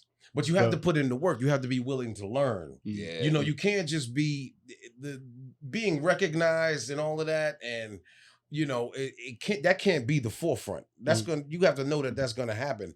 You have to hone in on the skill set in order to have a career. There was mad cats that I came up with in the 90s that were in a movie. And and unfortunately I don't see much of them anymore. But I do recall and remember being in their presence and vice versa, and watching them be Hollywood Right, or be or try to be the celebrity. Yeah. You know, come in with the shades on. Mm. Like, yo, man, it's midnight. What you got shades on? It's dark in this club. What you got shades on? You know what I'm saying? Yeah. Or you know, or just certain attitudes, or not really honing in on the craft. Right. Yeah. And so Is when that it what came you did? time, that's exactly what I Yeah, did. I like- became a student of the game. Yeah. And I was fortunate enough to work enough and work with so many diverse people that I got to diversify my portfolio as far as understanding the game and how to work in diverse scenarios. Mhm. Right. But it was always about the work for me. Mhm. You know what I mean? Yeah, I had fun. I did all the stuff, and you know, when I was single, forget about it. Yeah. But you know what I'm saying? But it was always about the work, though. Yeah. Right. You Yeah. know? I think we asking the same question. So you got clockers. Mhm. Did you go back and do the work then? Like let me start from the beginning and take classes and yeah, learn. class. No, that's a good Yeah. question. I've never taken a class. Okay. I've never Wow. taken a class, but I was fortunate enough to be working. So that was my That was your hands-on class. training. Right. So Yeah, and hands-on. to work with like I said, an array of people that have so many different skill sets, from Right. men to women, gay, straight, whatever, you know, Mhm. black, white. You know, that was my school. Mhm. But I had to be a willing student and to Mhm. recognize that I'm still learning. Mhm. Even Yeah. to this day, Mhm. as a veteran in the game, 3 decades in, I'm still learning. Mhm. Yeah. So you always have to be a student. You always have to be a sponge. As soon as you think you know everything, your ass is grass. And you know what's Right, interesting? right. Sometimes I think that's my detriment because I came in Mhm. no acting class, Right. no classical training, no Mhm. workshops, nothing. Right. Just stand up. And I Right. always said that stand up is my acting class. Right. And then I started booking stuff Mm-hmm. and getting TV shows and did Right. independent films and all this and was working based on I do stand up and I'm on stage every night. Right. So this is my acting class. Right. And then later on, I said, maybe I should go back and start doing the Uh-huh. class thing. And sometimes I feel like, is this like holding me back? Was this a bad thing? Should I just work organically like I've been doing for so many years before this? Right. Well, it depends. I mean, it depends on what it is that you're trying to do. Right. You know what I mean? Obviously, you're a comedian, so a lot of times the comedians gravitate towards comedy. Right. You know, in comedic roles. Right. And that's, I'm not trying to do that. You're right. Okay. you know, Right, but right. you know what I'm saying? But that's what happens, you know. Right. But if you are, and a lot of times comedy, as you know, is bam boom bap, Mm-hmm. boom boom bap, you know, and with the setup and then the payoff, you Right. know, and the punchline or whatever the thing is, and which is awesome. And I've been blessed to be able to do some comedy myself, but not much. I would love to do more. Because I just think this is such a great medium, if you Mhm. will. It's a great way to let loose and not be inhibited, you know, by it. You can kind of be a little bit more. Right. But when it comes to drama and things like that, a lot of stuff you internalize a lot more, Mhm. and you have to listen, you know, and respond to what somebody's actually saying rather than just saying, okay, I have this line next. Mhm. Mhm. But you know, it just depends. You know, if you're doing Shakespeare, then yeah, maybe you want to, you know, work with somebody Right, who right, right. understands Right, the right, world of right. Shakespeare Mhm. Right. and the thing like I did when I did this film. Oh, yeah, Yeah, exactly. loved one it. of my Yeah, favorites. Bro, Remember loved that? it. Well, Yeah. see, this goes to show you, like our director Tim Blake Nelson. He's very theater oriented, and he's an actor, Mhm. and he was also a great director. So while we were doing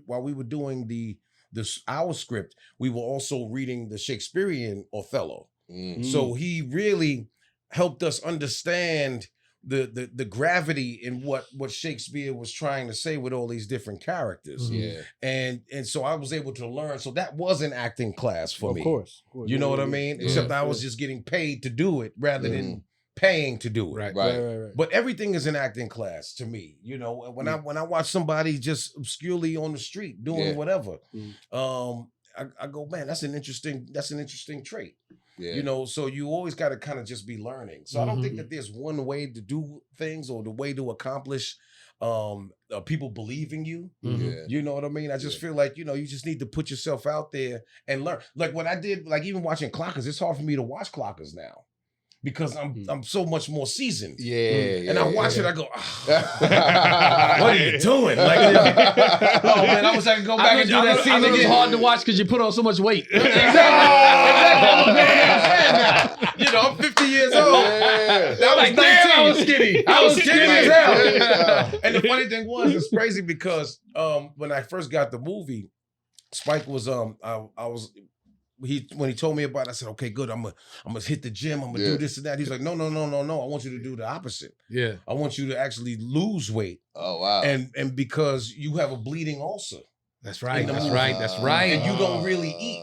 All you drink is those shitty chocolate moves. Yeah. You know what I'm saying? And so, you know, so it was like, oh, okay. So I was eating a lot of salads. Uh-huh. And then the chocolate mousse I was drinking was really Ensure. Oh, It wasn't okay. Yoo-Hoo. Yeah. So they poured that shit out Yeah. and put Ensure. So by the time lunch would come, I would be full. Right. Because right. Ensure is, it you know, for fills people you who up. can't eat, you know, solid food. Oh, Right. wow. So anyway, so that's what that was. But you know, it's a constant learning. I don't think that there's one. People come to me all the time, like, how do I do this? How do I do that? And I was like, there's no one way. Right. But You know what I is mean? there, since there's so many different techniques, I'm pretty sure now you kind of hear, oh, this you're doing this technique, or you're this type of actor, or like a method actor. That's the easiest one to kind of go to. But some people, they shy away from that. But what would you say is your technique? Like, if there's a technical name for it, or is just you just a I'm an in the moment kind Okay. of guy. I can turn it on and turn it off. okay? You know, there's you know, some people need, and it's nothing. Listen, there's brilliant actors. Let's say like a Daniel Day-Lewis. Oh yeah. Okay. Somebody like that. method. He needs a whole year to prepare. If he's Yeah. gonna play Lincoln, he needs a year. Yeah. It stresses his wife out. Yeah. You know, he's in the mode. He's thinking about what Lincoln would be thinking about. Yeah. If Lincoln bathed once a week, he He bathes does. once a week. If he didn't shave, he doesn't shave. Yeah. And all of that kind of stuff, which it leads to him getting Oscars and all kind of accolades. And so there's nothing wrong with that. That's not necessarily my technique. Right. I'm more in the moment. I got to take a bath. Because the character would take a bath. You know, at I'll this time. pretend that I stink. Yeah, You know, right. I'll be okay. You know what I'm saying? Yeah. But, so that's the whole point of this thing to me. But you know, I really I'm in the moment. Right. So if we're in the scene, I'm listening. So it's a lot of acting. Most acting takes place when you're listening and Of how you're course. reacting to what somebody's saying, Yeah. rather than what you're saying. Right. You Right. know. So that's kind of like my technique. So I like like I that. can be in the middle of crying and doing the whole thing, and let's say like, oh, for instance, I had to cry for like 2 or 3 days straight at that whole end sequence took like 3 days. Yeah. Where I finally, you know, killed myself. Yeah. And so we be doing the stuff, and the tears are coming down, and this and that. And when they cut, I go, okay, Tim, how was that? Was that good? Yeah, Did you yeah. go again? You know, let's go Yeah. right away. Let's just stay in it. You know, Right, and right. that kind of thing. That's Yeah. me. Okay. Some people, they need to have, and there's nothing wrong with it. Everybody's course, of different. course. Yeah. Some people need the headphones on. They need to be left alone. You Mm-hmm. know, you can't call them by their real name. That's how Yeah. Cicely Tyson was. One of the wow. biggest mistakes I made on A Lesson Before Dying was calling her Miss Tyson. Oh man, she's cursed me out. Damn. Oh, She Yeah. cursed me out. Damn. Hard. Like no respect. He's like, no. Damn. I said, hey, good morning, Miss Tyson. She said, my name is Taunt Lou. You don't call me no Miss Tyson. I don't even know who the fuck that is. I'm Taunt Lou. wow. I said, okay. Okay. Damn. Okay. Wow. And then Damn. one day I made another mistake. I walked in the makeup trailer while she was getting her wig put on.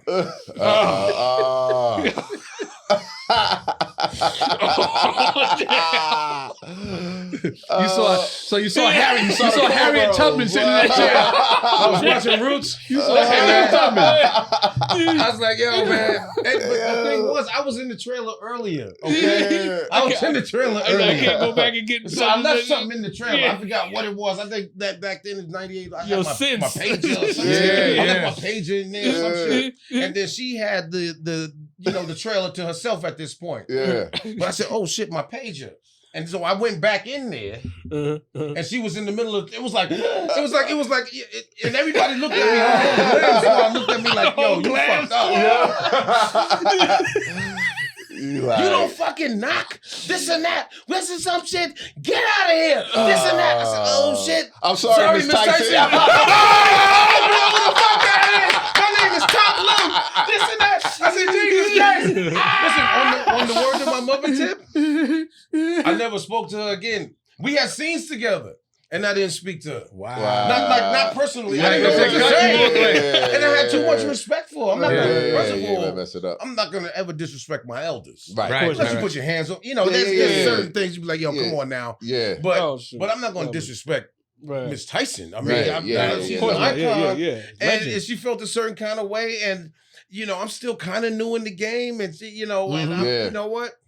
I'm just gonna give you your space, and we Yeah. still killed it. We still did our thing, Right. but we just didn't talk. You know, she was married to Miles Davis, right? Yeah. Yeah. So Yeah, they were I didn't shooting. know that. They were shooting. What's the movie that she did with Richard Pryor? The Train, Silver Silver Street. Silver Street. with Gene Wilder. And no, that was You talking about Bus- Bustin' Loose? Bustin' when Loose. they were on the bus. her and Richard Pryor's sister Tyson. And Richard Pryor said he used to come to the set every day high as shit, fucking Yeah, up lines, That was Richard's costing MO. people money, right? Costing and production was money. like got in an argument with her with sister Tyson one day on set. Mm-hmm. He said the next day Miles Davis called him. he said, "Yo, nigga." He said he answered the phone. Miles Davis said, "Hey, nigga." Hey, nigga. I told you. I knew that's what he said. He said Miles Davis Hey, said, nigga. "Hey, nigga, that's my wife," and hung up the phone. That's That's it. That's it. Hey, He straightened nigga, up. That's my Richard wife. Pryor. And They hung had up the no fucking problems phone. out of Yeah, him. no He was like, problems. "Whoa, I gotta put this shit down for a couple days." Miles was a wild Yeah, boy. yeah. He'll cut you. Solid.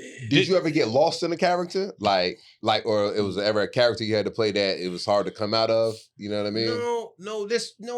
Not hard to come out of. Even on my most intense sets, not hard to come out of, but it would be draining by the end of the day. Yeah. Mm-hmm. To where it's like, look, I don't want to talk to anybody. Not Okay. not in a disrespectful. Yeah, But it's yeah. like, just get me back to the hotel or Yeah. Yeah. my apartment, whatever, wherever we're shooting location wise, because that can be draining. Yeah. Right. Especially when you're shooting 14, 15 hours. Yeah. And then you constantly, if it's emotional and you have to, give that emotion Mm-hmm. over and over, Yep. Yeah. as Right. you know, it can, weigh on you a little bit, but it's Right. not, I never like took it with me. Yeah. Okay. To Yeah. where like my friends were like, "Yo, man, what's wrong with you?" Yeah, you know yeah, what I yeah, mean, that yeah, kind yeah. of thing. Yeah. I did an independent film once. I played a comic that was in rehab, got out and was trying to get everything back, Uh-huh. and then I relapsed. Mhm. And that scene when I relapsed, I had to be in a hotel room, like crying to myself, like I can't believe I did this, Mhm. son. Mad takes, like, yeah. and I just kept like I felt like I was sinking further into this shit. Yeah. Like Mm-hmm. by the time we shot the last one, he's like, "We got it." I was like, "Yo, bro, that got to be it for the rest There of the gotta day. be- I yeah, can't shoot yeah, nothing yeah. else for the rest of the day. Nothing else. I can't Right. shoot no happy shit after this. Right, Right, right, right, He's there. right, right, I can't be on yeah. stage next like, yo, so then I Yeah. said, no, I was like, Right, you right, break right, it, can't do right, it, bro. right. Yeah. It's like it just takes so much out of you.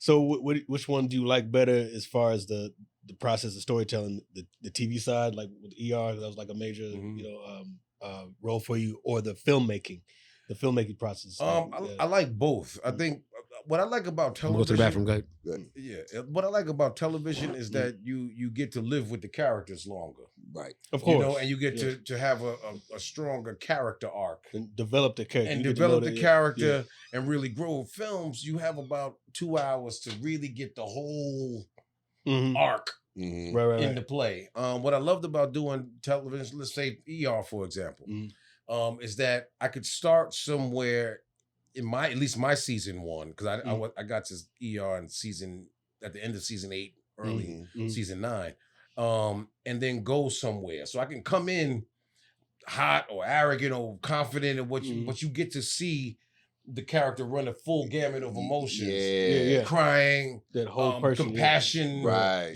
Empathy, Yeah. sympathy, Right. no nonsense, professional, having a You certain see his level whole of life. You expertise. see his Yeah. whole Yeah, life. and you get to yeah. delve into their home life Yeah. and what makes them tick and I what like that. made them who they are. Mm. So that's one thing I do love about being on television, especially if it's in my mind good TV. Good Right, right, TV. You know, good TV that you Right. can really follow along Yeah.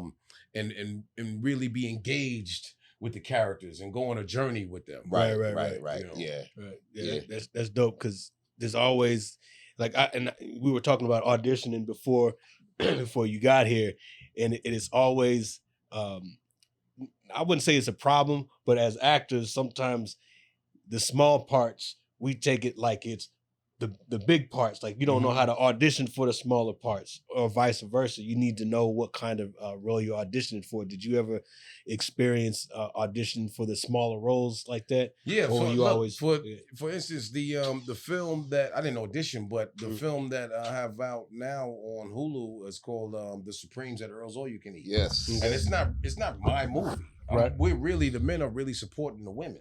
Right. So there's not really a lot for me to do in the movie. I don't have like this crazy arc or anything, but I always try to tell cats there's no such thing as small parts. Right. You know what I mean? Like if you look at some of the smaller parts that really were iconic throughout film history, like let's say something like, I don't know if you ever seen a film called Glengarry Glen Ross. Oh, it was with Al Pacino and Jack Lemmon and it's the stock movie. and Alec Baldwin did one. So Alec Baldwin had one scene in that movie, but he killed it.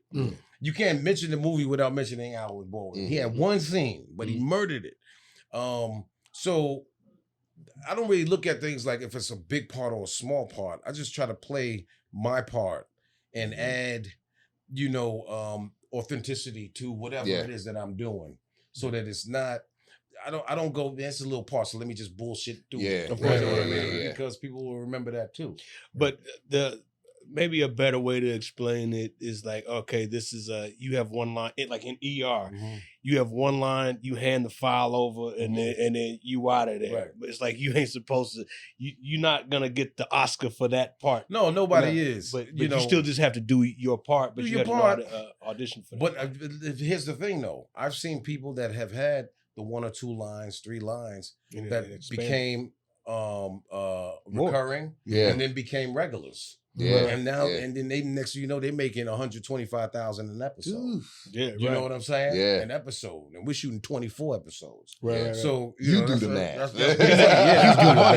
So my point is that even though it may look small, you can, if you bring your presence and your energy, right. then they can see something in that and go, wow, that was actually good. Give them something else. Damn good. It's almost like any other job where you work your way up. Like you might be in the stock room or the mail room, whatever.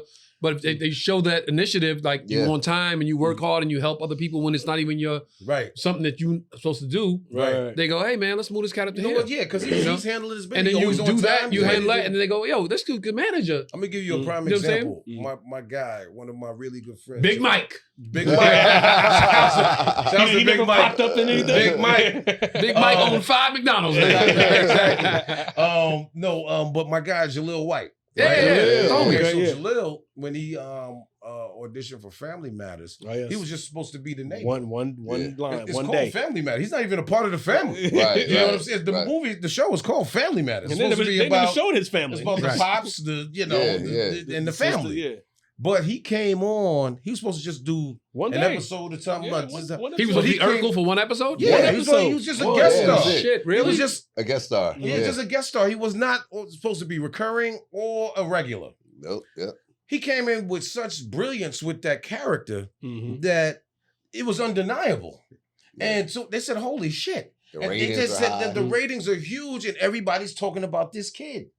So it became his show. Wow. It's still called Family Matters, but it became his show. And my guy who played Carl Winslow, Reginald Bell Johnson. Reginald and the woman who played his wife, Mary Jo Payton. Right, exactly. And that was supposed to be their show because he was, and Reggie was just hot off of Die Hard. Yeah. A couple other That's how I knew things. the name so prevalent. Yeah, exactly. I watched So Die that Hard was to supposed this to be day. his show.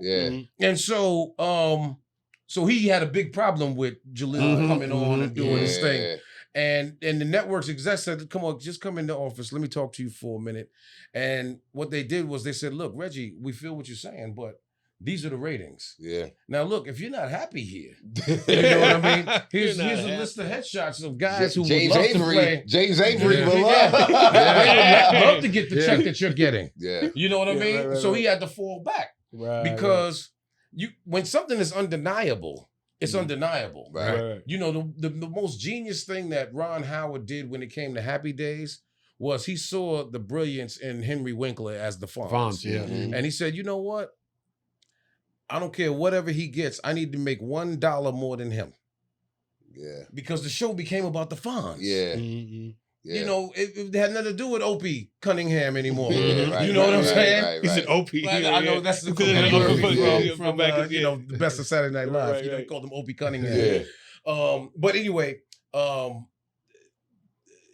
that's my point, is that there's no small part. You can Right. come in with it's supposed to be this little, and then all of a sudden It goes. it's in all It about grows into- you and your Right, storyline right, and right. what you bring to. Listen, when I started on ER, I was a guest star.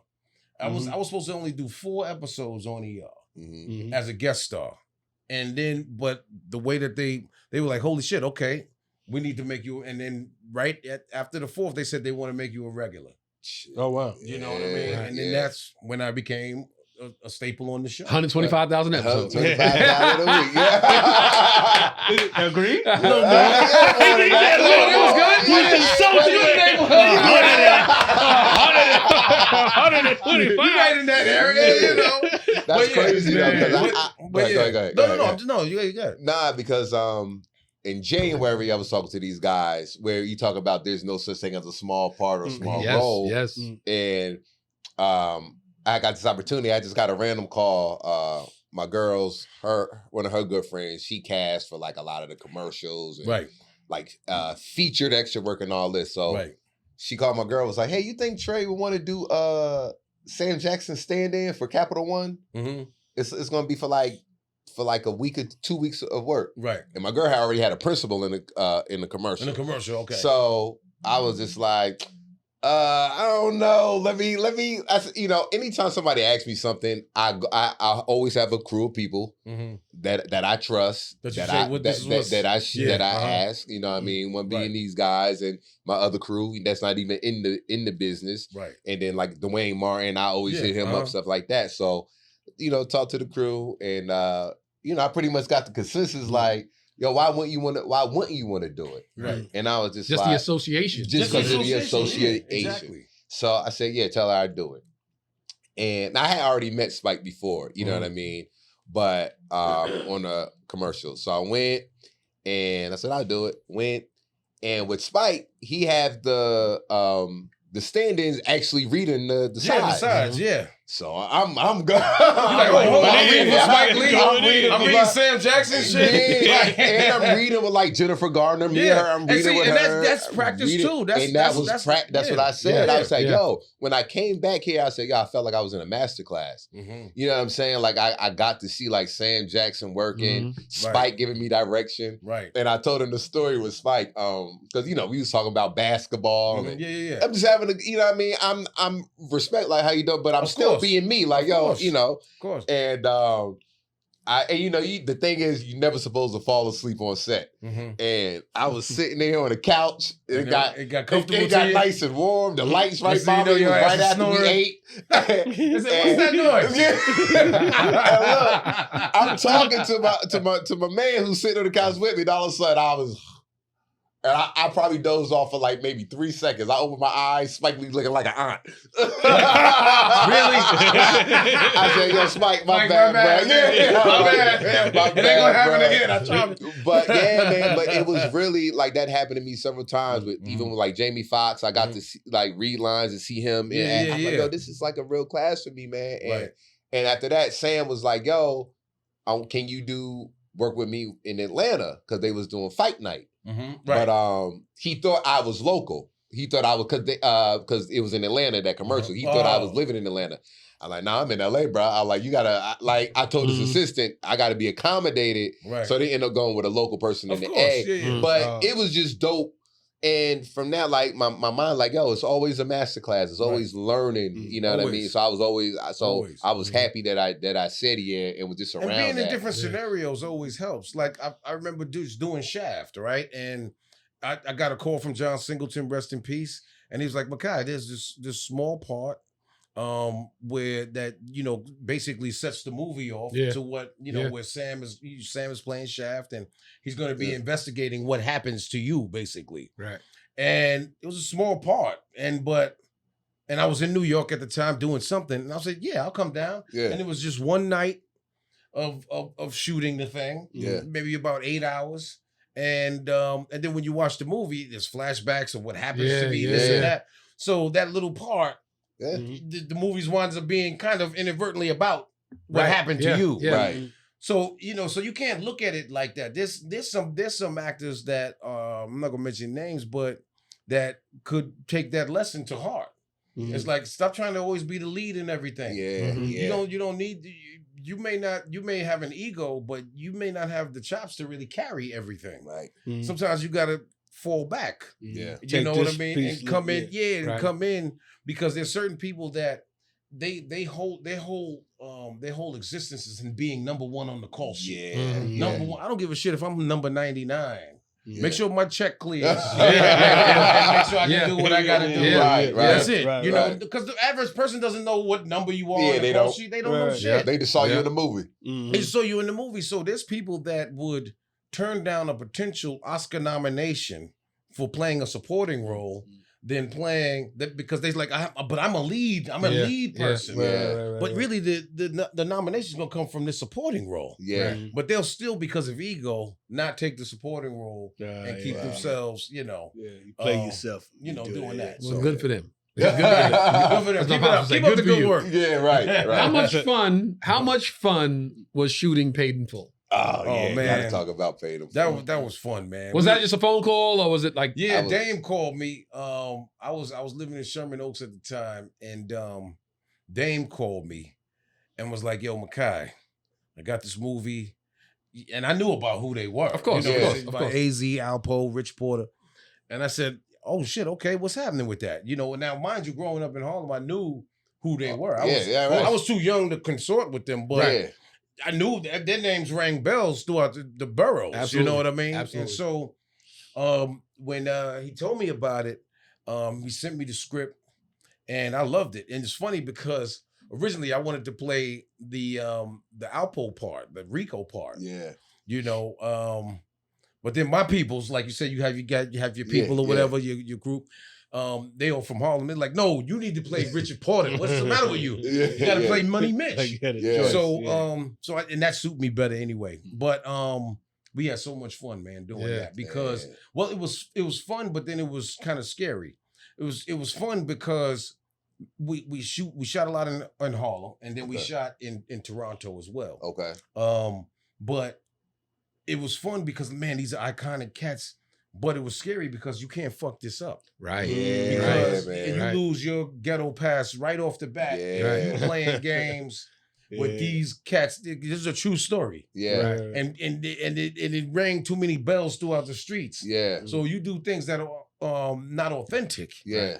There's people still in the streets that hold them at a high regard, high esteem. Absolutely. It's still mentioned in rap songs to this day. Right. Yeah. So they definitely had an impact on the streets. And so that was the scary part. It's like, how do we, we got to really pull this off.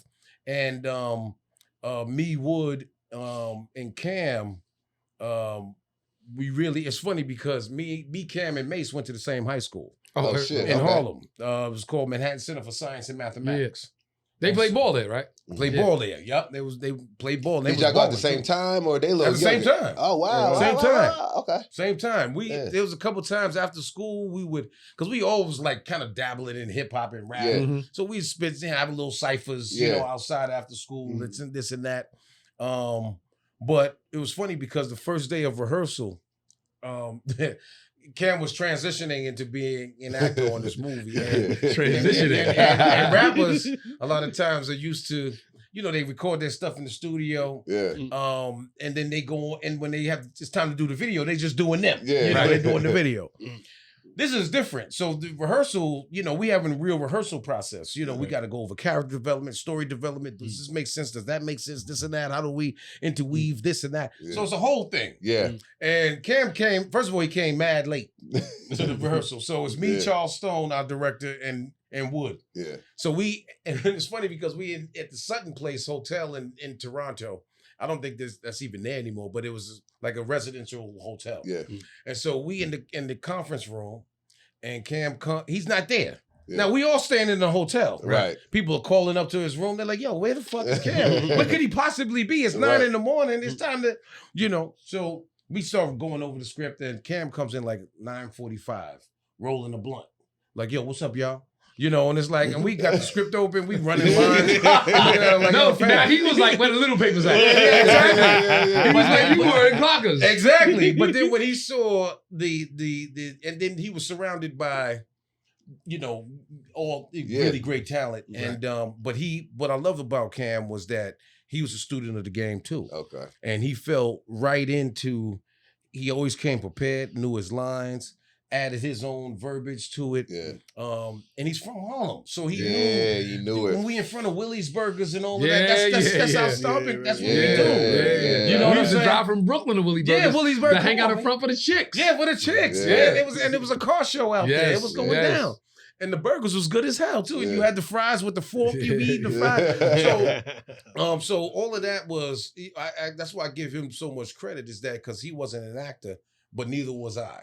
Right. You know what I mean? Mm-hmm. And so, but when you get the opportunity, and then you go, okay, I got to make this real. I gotta feel good about what I'm putting out. Mm-hmm. That's what he did. It's a great feeling, and nobody can take that away from you. You don't want to do it. So the scene that everybody has emulated on social media. Which one? Several.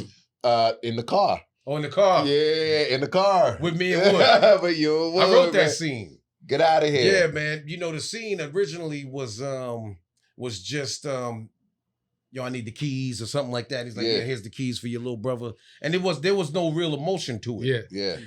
But because I needed an arc, because right before that, Ace and I, after he got shot by Calvin, we're sitting there and I'm going, I love the game. I love the hustle, man. I love all this shit. Right. I love this shit, this and that. And then right after that, my little brother gets kidnapped. And I said, okay, that's the pinnacle for this character to go through an arc. Because you see him living his best life the whole time. He's balling out of control, doing his thing. Even when he gets out of jail, he got cars for him. Right. Money, so life is good. But his little brother was his heart. And when that thing happened, then the game wasn't the same no more. So what I did the night before was I started writing. I said, because the scene is too sterile. Right. It was just like, it was business as usual. And this ain't business as usual no more. Right. This is personal now. And so, and all these people in the streets that I thought loved me, they don't love me. That's why it's like anybody that did me wrong, did this and that, blah, blah, blah. And so I just started writing it. And I was smoking blunt. And my man Big Mike was with me. Big Mike in Toronto. You know what I'm saying? In Harlem, all of that. Big Mike was there. And so, because whenever I would do a movie, especially on location, I would bring one of my cats. Right. Same here. So Big Mike was there, and Big Mike was. He was like, he was like we had this 2-bedroom apartment at the Sutton place.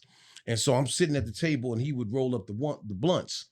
And so I'm smoking and I'm writing. And as I'm writing, I'm remembering everything that I did when I did my research. Because I met with this cat named Jay Black, who was Rich Porter's best friend. Okay.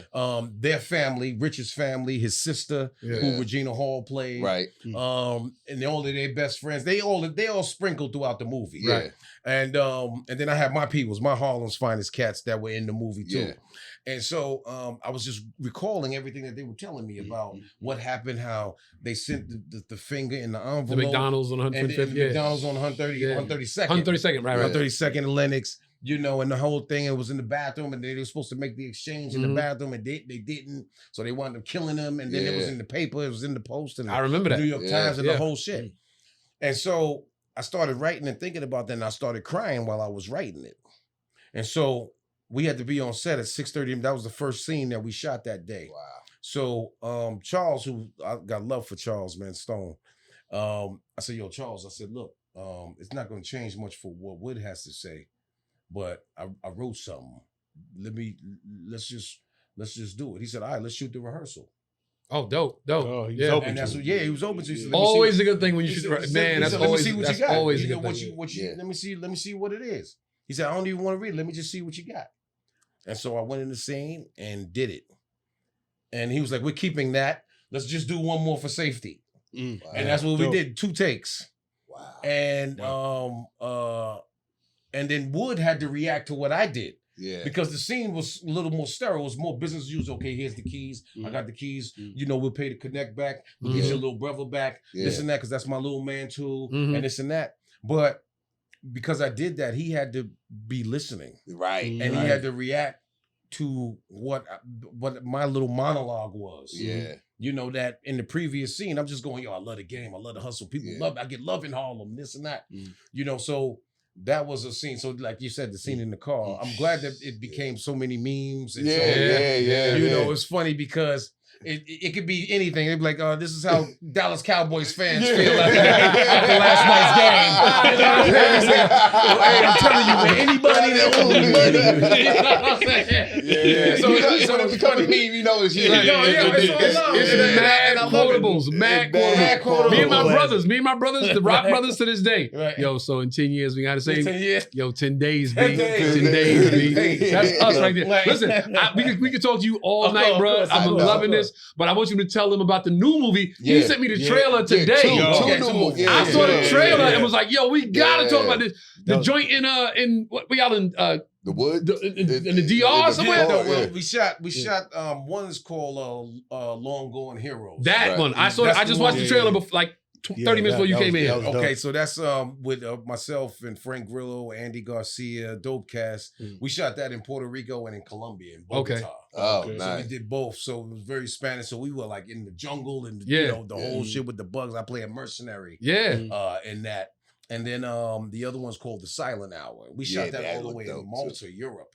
Oh, wow. And myself, Joe Kinnaman, Mark Strong, Sandra Mae Frank. And it's kind of like a Die Hard because it all takes place in this building. And we're trying to pursue this woman who witnessed.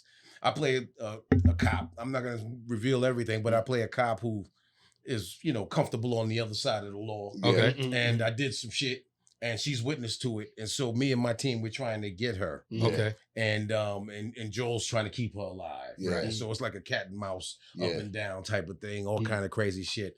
And then obviously, you know, the Supremes at Earl's All You Can. Yeah, I saw that. Yeah, but you know, it's one of those type of things where, you know, this business is so crazy because, you know, with the strikes and the things like that. So Supremes at Earl's All You Can, we shot 2 years ago. Yeah. Okay. You know what I'm saying? The other ones I shot last year, and then one was a year and a half ago, and then they just coming out. But that's the crazy thing of this business, just staying busy and and you know, and doing the thing. But yeah, check them out, man. And then the Spades. And then the Spades, the Spades tournament, Celebrity Spades the tournament. Ultimate Spades tournament, which Trey came through, and I'm not gonna tell you what happened, but Trey came through. You know what I'm saying? He came through. You know, people play for the rings. You know, myself and my guy Lawrence Adisa. We decided to do this, but do it in the right way to where we can really showcase the game of spades and the ultimate spades, if you will. So we have certain criteria, certain rules that makes it the ultimate spades thing. Okay. You know, with all of the shit talking to smack. Because listen, everybody named mother. There's not a spades player on the planet that says I'm not the best spades player. Right. You can talk to anybody. Oh no, I never lose. So what we wanted to do is create a forum in which they can showcase whether they lose or not, see what their skill set is, and all of that. And so we're gonna do a multitude of them. So but Trey came to the first one, and then we are gonna show it on YouTube and show them in episodic form and the whole thing. Where can they watch the movies at? When the movies are going to be on all streaming platforms. I know that Long Gone Heroes, I think, comes out September 20th. So that's going to be on all your screeners. Okay. All your, I will be waiting for that one right there. iTunes and Prime, Amazon Prime, and all of that. And then the Silent Hour comes out in October, and that's going to be a theatrical release. But as well as, because I think Paramount is distributing it, so it'll be like on Paramount Plus, and probably other streaming platforms. Is that the new twist, like the new angle that the industry is taking, like a real major motion picture being shot and put on a streaming platform? They do. You know, it just, you know, it depends because, you know, the way that I'm pretty sure what they do is they do focus groups and they see what. Now, if it's like a huge blockbuster tentpole type of thing, like a Fast and Furious, you know, put it on the big screen. Of course, they're going to the big screen because that's the thing. But there's so many, like, you know, how like even with with the movie with Sam Jackson, Kevin, and Fight Don Night. Cheadle, Fight Night. You know, that's on streaming. Yeah, you know, it's even though it's a series, but there's a lot of films that are being done like that. In that forum, in that format. You know, because they find that people now that they have so much access, people don't necessarily go to the movie theater as much. Right.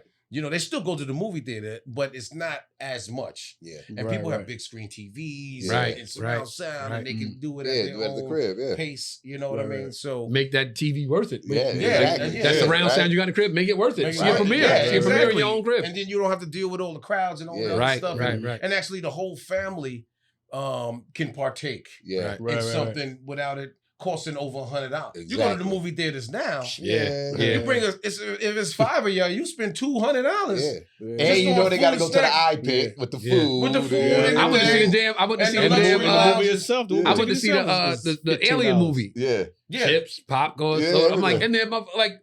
Nigga, what the fuck? You think I had 5 people with me? Right. My snacks. Right. And then you wind up spending a lot of money. Yeah. So if you got a family, you know, and you can you'll pay $19.99 and the whole family can watch it. Yeah, that's better. You pop some Jiffy popcorn and we good. And record it and watch it again later. Exactly. Yeah. Exactly. So that's what it is. So some that I have go, like for instance, the Supremes at Earl's All You Can Eat. Really good movie, but it's straight to Disney Hulu. You know, which is fine because, you know, people have a place that they can go and see it, you know. Man, listen. You know, real quick, I just gotta, because I was about to kind of conclude it too, in the sense of I gotta give you your flowers, man, because I tell everybody, you know, my journey to LA, I've been out here for 15 years, and I tell everybody that MEKHI was the first. He said it on stage. Yeah, I'd say all this. MEKHI was the first celebrity, you know, we friends now, but that time I was like, that saw me on stage and was like, yo, I'm a fan, man. I think you're real funny. I'm a fan. I was like, because I wasn't used to that. I didn't know the culture. I was like, yo, what the fuck are you talking about? You a fan? Like, you know what I mean? But you always gonna get that authenticity, man. Yeah. For me, man. And he invited me to the crib. He's like, yo, I got a fight party. Come to the crib. And I was living in Woodland Hills. Right. And you know, I got the address and went to the crib. I was like, yo, this crib nice. I remember you had a joke that and I said, funny. You had me dying. I was like, yo, MEKHI went to his house. Can I do it? He said, I went to MEKHI's house. I'm paraphrasing. Went to MEKHI's house, man. It's dope. It's opulent, this and that. Going to see the fight. And then I'm in the kitchen. We got the Viking stove. And then there's 2 knobs missing off the stove. MEKHI's like, man, fuck that. Just put them knobs. It was funny. I was laughing my ass off. But I had them in back order. But I did. That shit was funny, man. But that's the type of, because that's when, listen, man, and I know you're wrapping up, but that's what I love about what you cats do. Like, I'm a fan of comedy, especially stand-up. Yes. You know, fan, man. Fan. Seriously, like, all y'all, like, I mean, just because what it takes to do that. I used to go to, you know, Fat Tuesdays, Chocolate Sundays. What was the Improv on Wednesdays? You know, the Ha Ha Club. You know, all of the spots to check you cats out. And I always have mad respect for it. You know, appreciate that, craft. So thank you. You know, Man, seriously. Thank you. You cats, man. I mean, seriously. I mean, appreciate that, bro. Yeah, man. I mean, that's why it's a pleasure to be here. Man, listen. Can I tell a quick story? Go, please. Go. You said he was the first celebrity that you met. You low key the first celebrity that I didn't really meet. Okay. So let me ask this question: that the barbershop that was right across the street from the Comedy Store. Did you used to get your hair cut there? Oh, yeah. Okay, yeah. The cat Trey. Yeah, okay. So this happened twice. And I just wanted to ask you about this because you probably didn't even see it, but you was like, oh, yeah, that's homie right there. Suge Knight got his hair cut there, too. I was looking for a barbershop, and I went there, and I parked. I seen you in there. I was like, oh, man, that's MEKHI PHIFER right there. So you go in there. Suge Knight backs up his whatever he was driving and almost ran me over. So I was like, you probably don't even remember. I was like, say, man, nigga, you almost hit me. Suge Knight gets out of the thing. I was like, But it's all right though. It's all right, man. So I was like, That's I didn't know if you saw that or not. No, I don't remember that. No, you probably don't. So okay, so But I remember Suge coming in because I always had love for Suge. I never had no problems with him. Yeah, he's so- always a good dude. so cats get their hair cut around the same day, same time again. So I was like, all right, I got my hair cut, and I came there again. Seeing you come in there again. This nigga backed up and almost hit me again. Damn, nigga, how you crossing the street? What do you, I mean, I was walking and I That's parked crazy my time. car. yeah. So yeah, I said, damn, okay, do I say something now? It was cool the first time, and the nigga almost hit me again. So I said, hey man, I'm the nigga you almost hit. Again, he goes, oh man, my bad. I said, that's all I get? Damn. My Shit, bad? that's you lucky. That's all you got. Right. I was like, shit. I was like, Lucky that's all you got. I wanted to tell you about that. That's funny. I was like, but it happened twice in a row. I was like, yeah, I guess I'm meant to be here. Yo, we thank you for your time, brother, man. Yo. Nothing but Good luck respect. at the All the best to you, bro. Good luck with the Emmys. Oh, tuxedo fit like a glove. Hope you like Black James Bond up in that motherfucker, yo. Yo, tell them where they can find you. Black Penguin. Huh? Oh, then tell them where they can find you. Your social media. Oh yeah, I'm on IG. MEKHI from Harlem. Real simple. MEKHI Phifer. I need to be better. I need to be better with the social media, but I got a It's little all good. team now, so you'll be seeing more of me. That's Fox, right. where you at, Fox? Tomorrow I got my open mic. It's just jokes. I'm working out, and I'm hoping. No, I'm speaking it into existence. I'm gonna have the dopest audition this week. There you The go. dopest Yeah, audition this week. This week, Comedy Store tomorrow. Oh, dope. Yeah. At the Belly Room. Herb's. Herb. Oh, that's right. It's Herb's birthday show tomorrow. Yeah, Herb. happy birthday, Herb. Tell Herb I said what's up, man. Happy Yeah, birthday, yeah, Herb. Happy birthday, yeah. Herb. We'll be at your show tomorrow. I got 2 spots tonight. Yeah. I'm in Detroit this weekend at Mike Epps Comedy Club, Friday and With Saturday. Mike Young, 2 right? shows Friday, 2 shows Saturday. Mike Young Yeah. from Detroit. Week after that, I'm in Houston, Texas, and then the big tour starts with Samore and Bruce and Quake and everybody. So I'm outside, man. I'm out here. I gotta making- come check making y'all rounds. out, man. Yeah. dying. Anytime, bro. Anytime. Yeah, anytime. I'll hit you with dates and Yeah, stuff. please Yeah, do, so man. yeah, And please when you do making, gotta help Mom and Lewis up with Oh, some I got tickets. you. I got you. Yo, But yeah. it's the green room, yo. Y'all know what Live it is, from the yo. green Captain room. Kirk, you know what it is, fam. Make sure you place your order for Captain Kirk. You're making rum punch. Charleston, I love you. Yes, Peace. sir. We out. Peace.